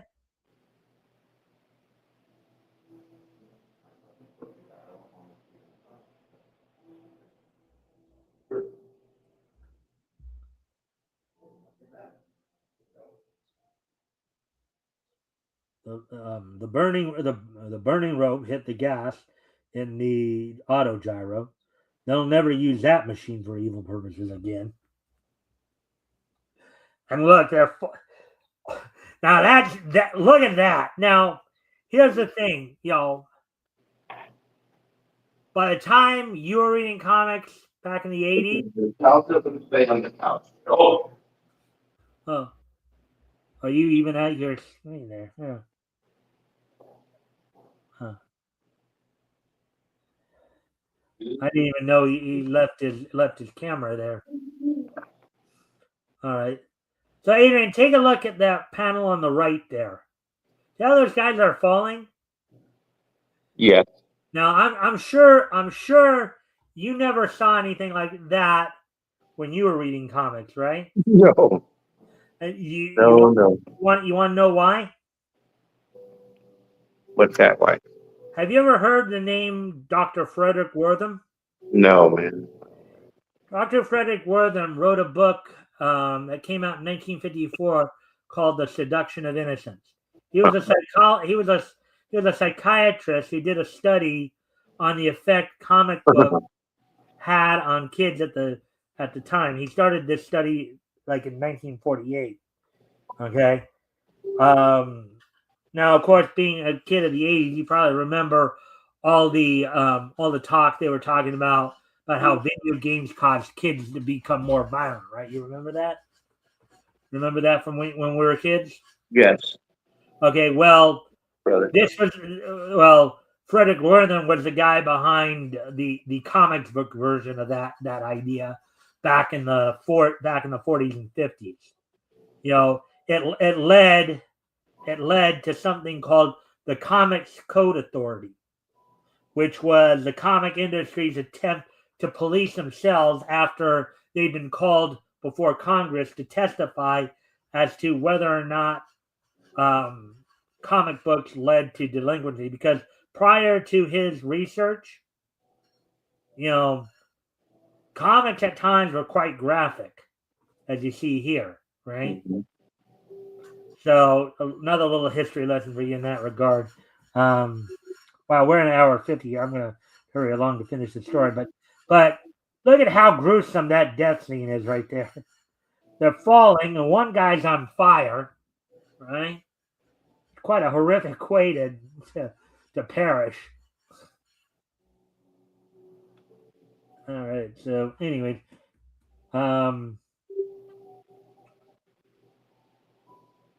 make him tell us what's behind all this. He won't talk. Hold him still. I'll get some information from him. Hey, what are you doing? Oh boy.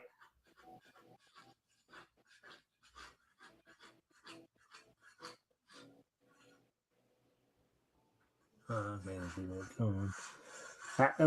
I have my windows open, so I'm looking out. Somebody's doing something outside our house. If it's a neighbor. Anyways, this is a real hot foot. Stop! You're burning my toes off. I'll tell you, and all I know. We were hired by Louis Lentigo, owner of a Finnish lumber company, to burn down all the forest preserves of the big timber companies, so Lentigo can demand a huge price for his finished wood. When the shortage comes after the fires.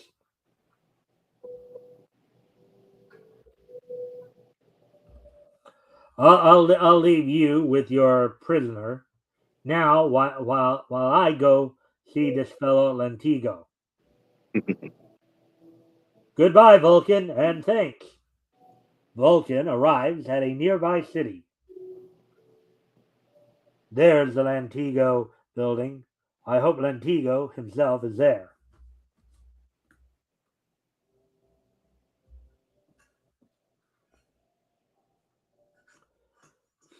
Stop back for me in half an hour, Philip. Yes, Mister. Yes, Mister Lentigo. So that's Lentigo. This is luck.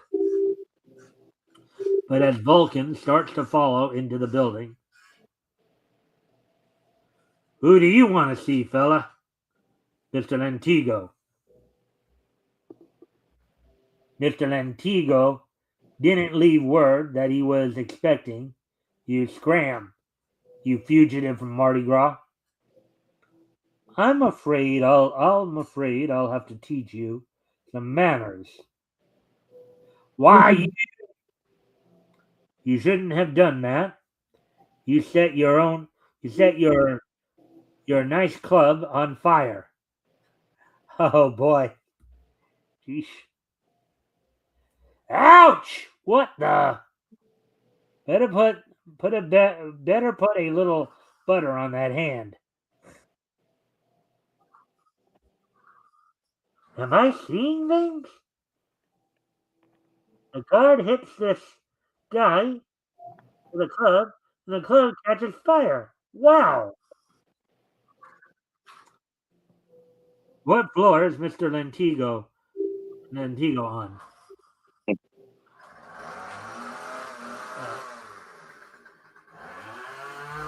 All right, hold on a sec. My sister is doing some yard work. I'm gonna have to close the window so you can hear. Just give me a quick moment here. I remember your sister. She was cool.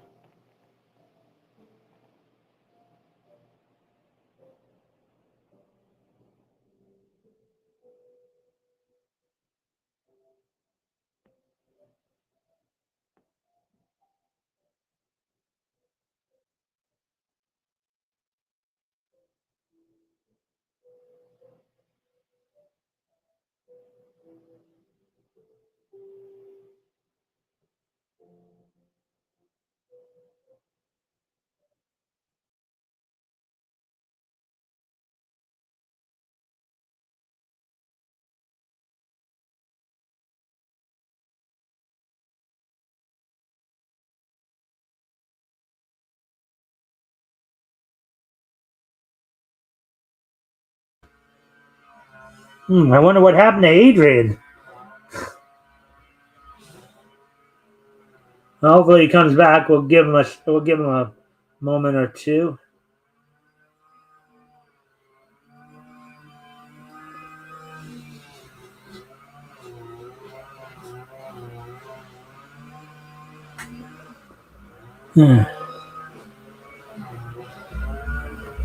I'm gonna just message him on Facebook real quick, see if something maybe happened.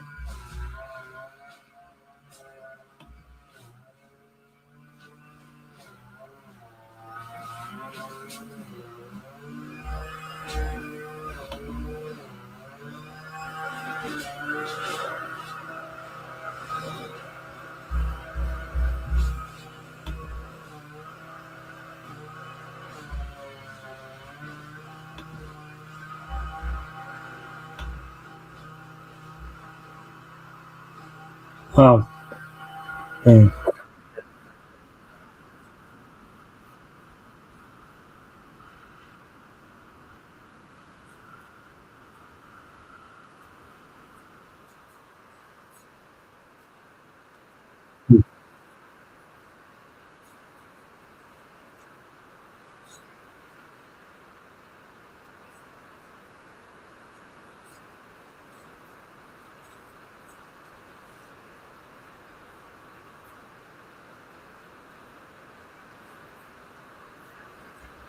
All right. All right.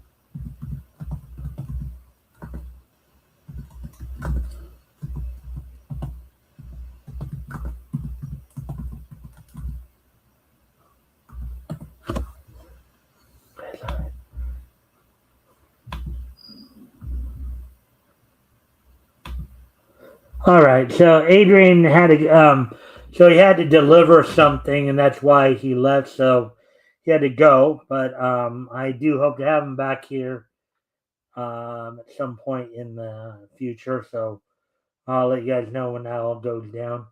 Um, but with that being said, of course, well, let's see. Could it be StreamYard or whatever? No, it wasn't StreamYard this time. He left because he had to. He had to deliver something for his business, I guess. So he was already kind of running a little behind. So, but we'll have him on again.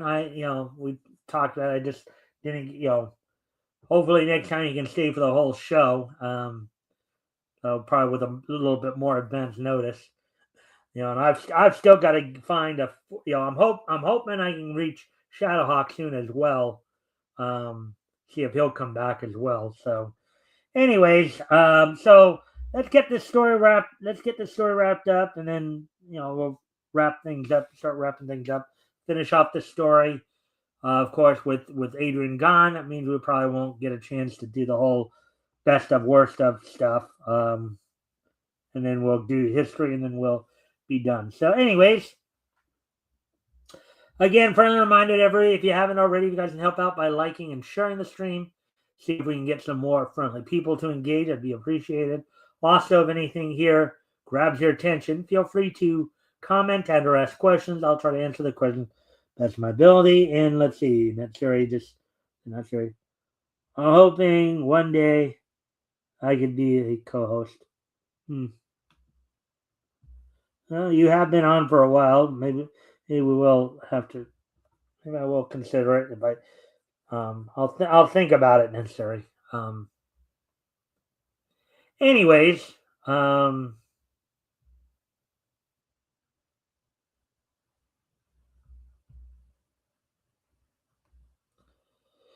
anyways, here we go. All right. All right. So yeah, we got through that part of the story. His office is on the 3rd floor, but Mr. Lantigo isn't in today. What? I saw him enter the building a few minutes ago. You must have been mistaken. Never mind, I've got a better idea. Maybe a sudden surprise visit to Lantigo's private office will be better. He's not here, but I'll take a look around for evidence of his illegal operations. Nothing suspicious in here. I'll take a look at the outside file.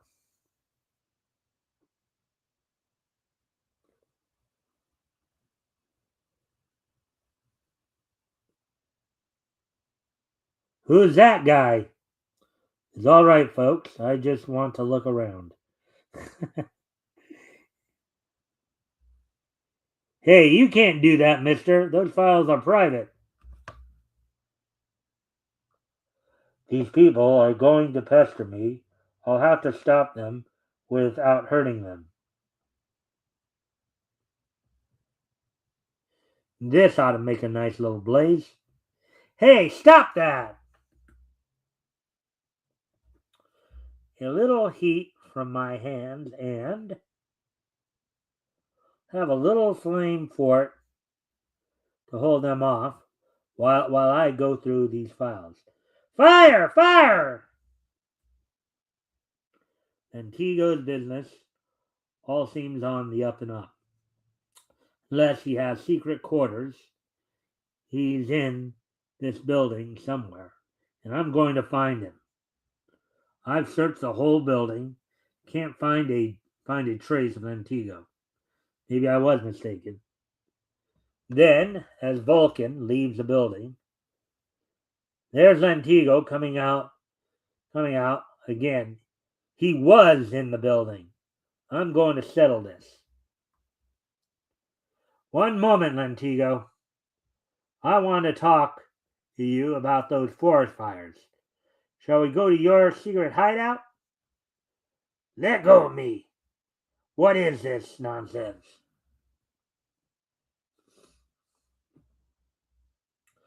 Suddenly, Lantigo wrenches away. That guy knows too much. I'd better get to the game.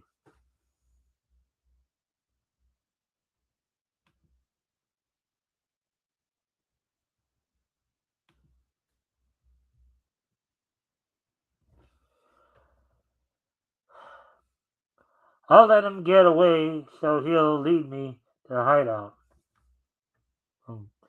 Gotta catch that elevator. Steel doors melt easily. He's going down that means the hideout isn't in a subcellar.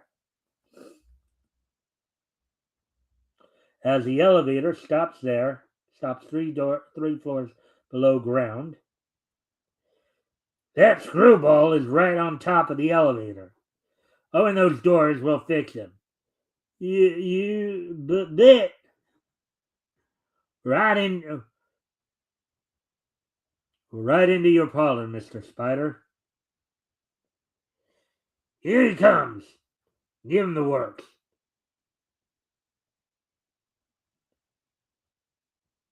Blow torches.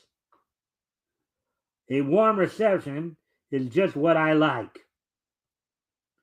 The flames don't hurt this guy. He likes the fire. That's a horrifying sight. The very weapon you're trying to use against somebody, and they actually enjoy it. Oh boy.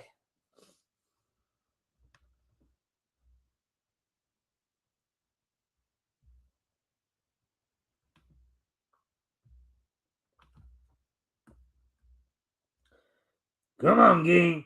We got something to stop this punk. Looks like we're going to have more fun. Liquid air. You said it, and better than 200 below zero. You'll freeze to death in a few seconds. Vulcan's heat saves him from freezing to death, but the intense cold paralyzes him. They've got me. My powers are no good now. A few minutes later, when Vulcan revives,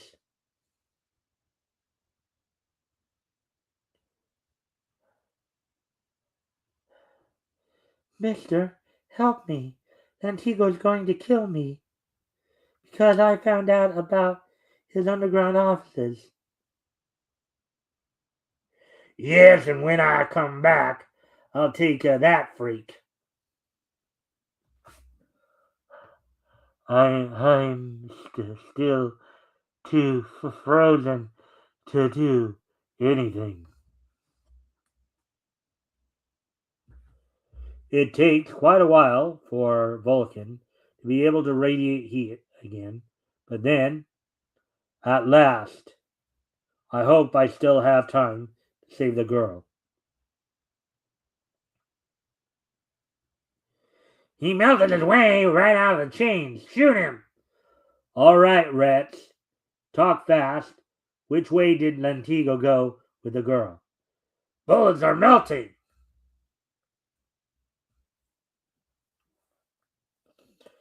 Oh, boy. You're burning her hair off. Stop. We'll talk. They went out the old mill road.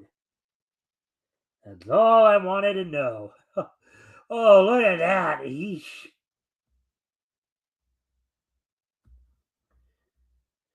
It would have taken too long to use the elevator, and that girl's life is at stake. A few minutes later, on the old mill road, there they are. They put the girl out and are going to run over her. I hope I can generate enough heat through my hand to burn through this tree.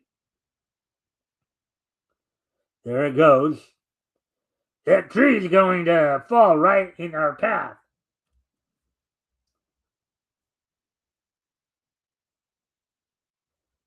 Good hunting.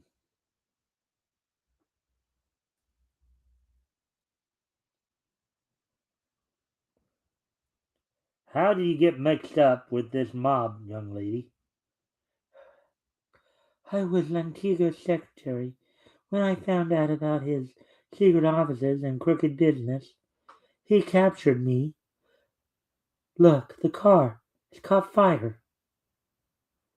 I want to get Lantigo out of that so he can be brought to justice. Here comes the state trooper.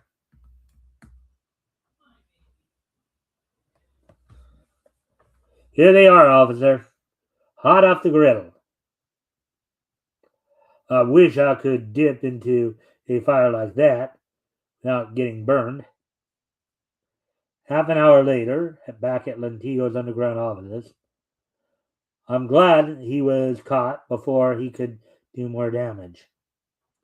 Now we have all the evidence we need to convict Lentigo of setting forest fires in order to boost the prices of his own lumber. Thanks to you, Vulcan. Be sure to see the next sizzling adventure of Vulcan in Super Mystery Comics. All right, so that's all the stories we got through tonight, guys. So 3 of them, at least. I know we're already past the 2-hour mark. Just a few more minutes to go here. Let me get all that taken care of here. All right, so done with that. So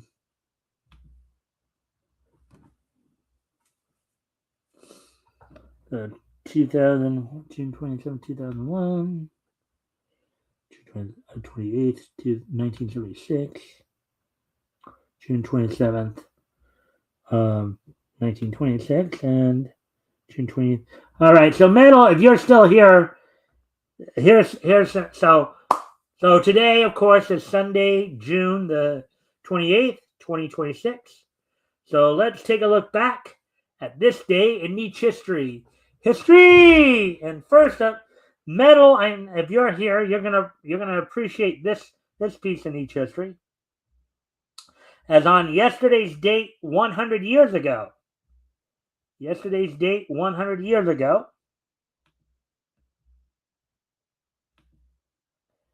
Pat Sullivan's School Days, also known as Felix the Cat in School Days, premiered in movie theaters on this date on yesterday's date rather, 100 years ago. History, So on yesterday's date, 100 years ago, as I said, Pat Sullivan's School Days, or Felix the Cat in School Days, as it's also called, premiered in movie theaters on yesterday's date 100 years ago. Felix gets his girlfriend Mary in trouble at school and make up for it, vows to help her answer the question, quote, where is the hottest place in the world, unquote. He builds his own airship and flies to the equator. But he winds up getting on the bad side of the area's alligators, birds, and a lion, who chase him to, of all places, the North Pole. All right, so quite a humorous little thing there. So 100 years ago yesterday, Pat Sullivan's School Days, or also known as Felix the Cat in School Days, premiered in the United States on this date, or on yesterday's date rather, 100 years ago. All right, so with that being said,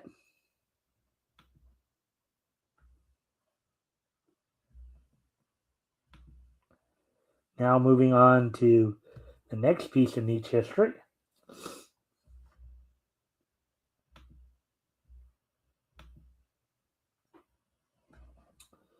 As we move ahead to the year 2001, on this date 25 years ago today, in the year 2001, the 780th issue of Action Comics went on sale on this date. That's, of course, Volume 1 of Action Comics. Went on sale on this date back in 2001. It was part of the Our Worlds at War crossover event. Story was titled The End of the Beginning, post-crisis story, and written by Joseph Kelly, penciled by Jose Angel Cano Lopez, inked by Mario Alquiza. Let's see, lettered by Richard Starkings, and colored by Rob Schwager. So on yesterday's date, 25 years ago, 780th issue of Action Comics went on sale on newsstands.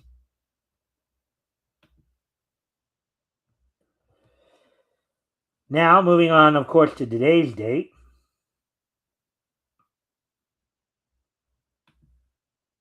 First off,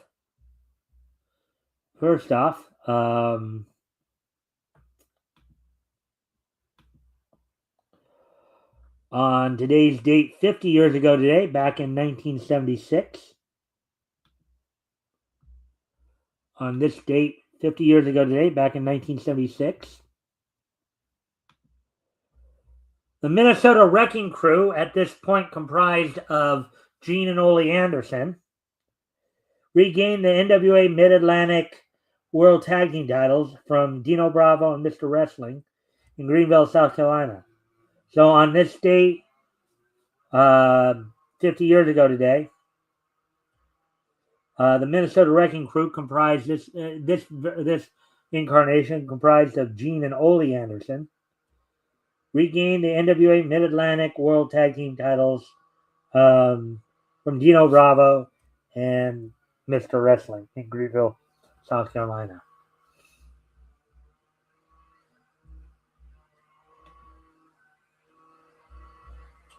And now, finally,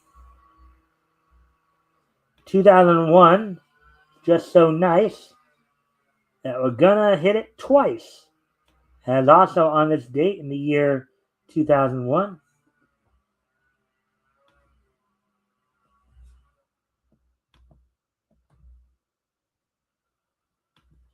also on this date in the year 2001,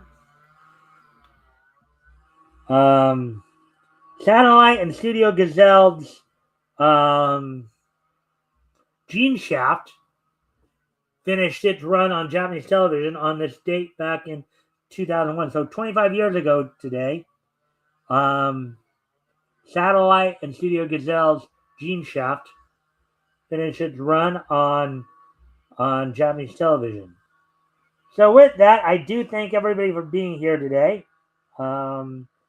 Back here with more Niche News tomorrow, of course. Hopefully I'll have some more information. Of course, we're back here next Sunday as well. I believe Metal might actually be back with me next week. I'll have to double check that. It's either Metal or Richard, or Ricky, or Rick rather. Yeah, I use all the different incarnations. So with that, I thank everybody for being here, and I hope to see everybody back here tomorrow. Bye.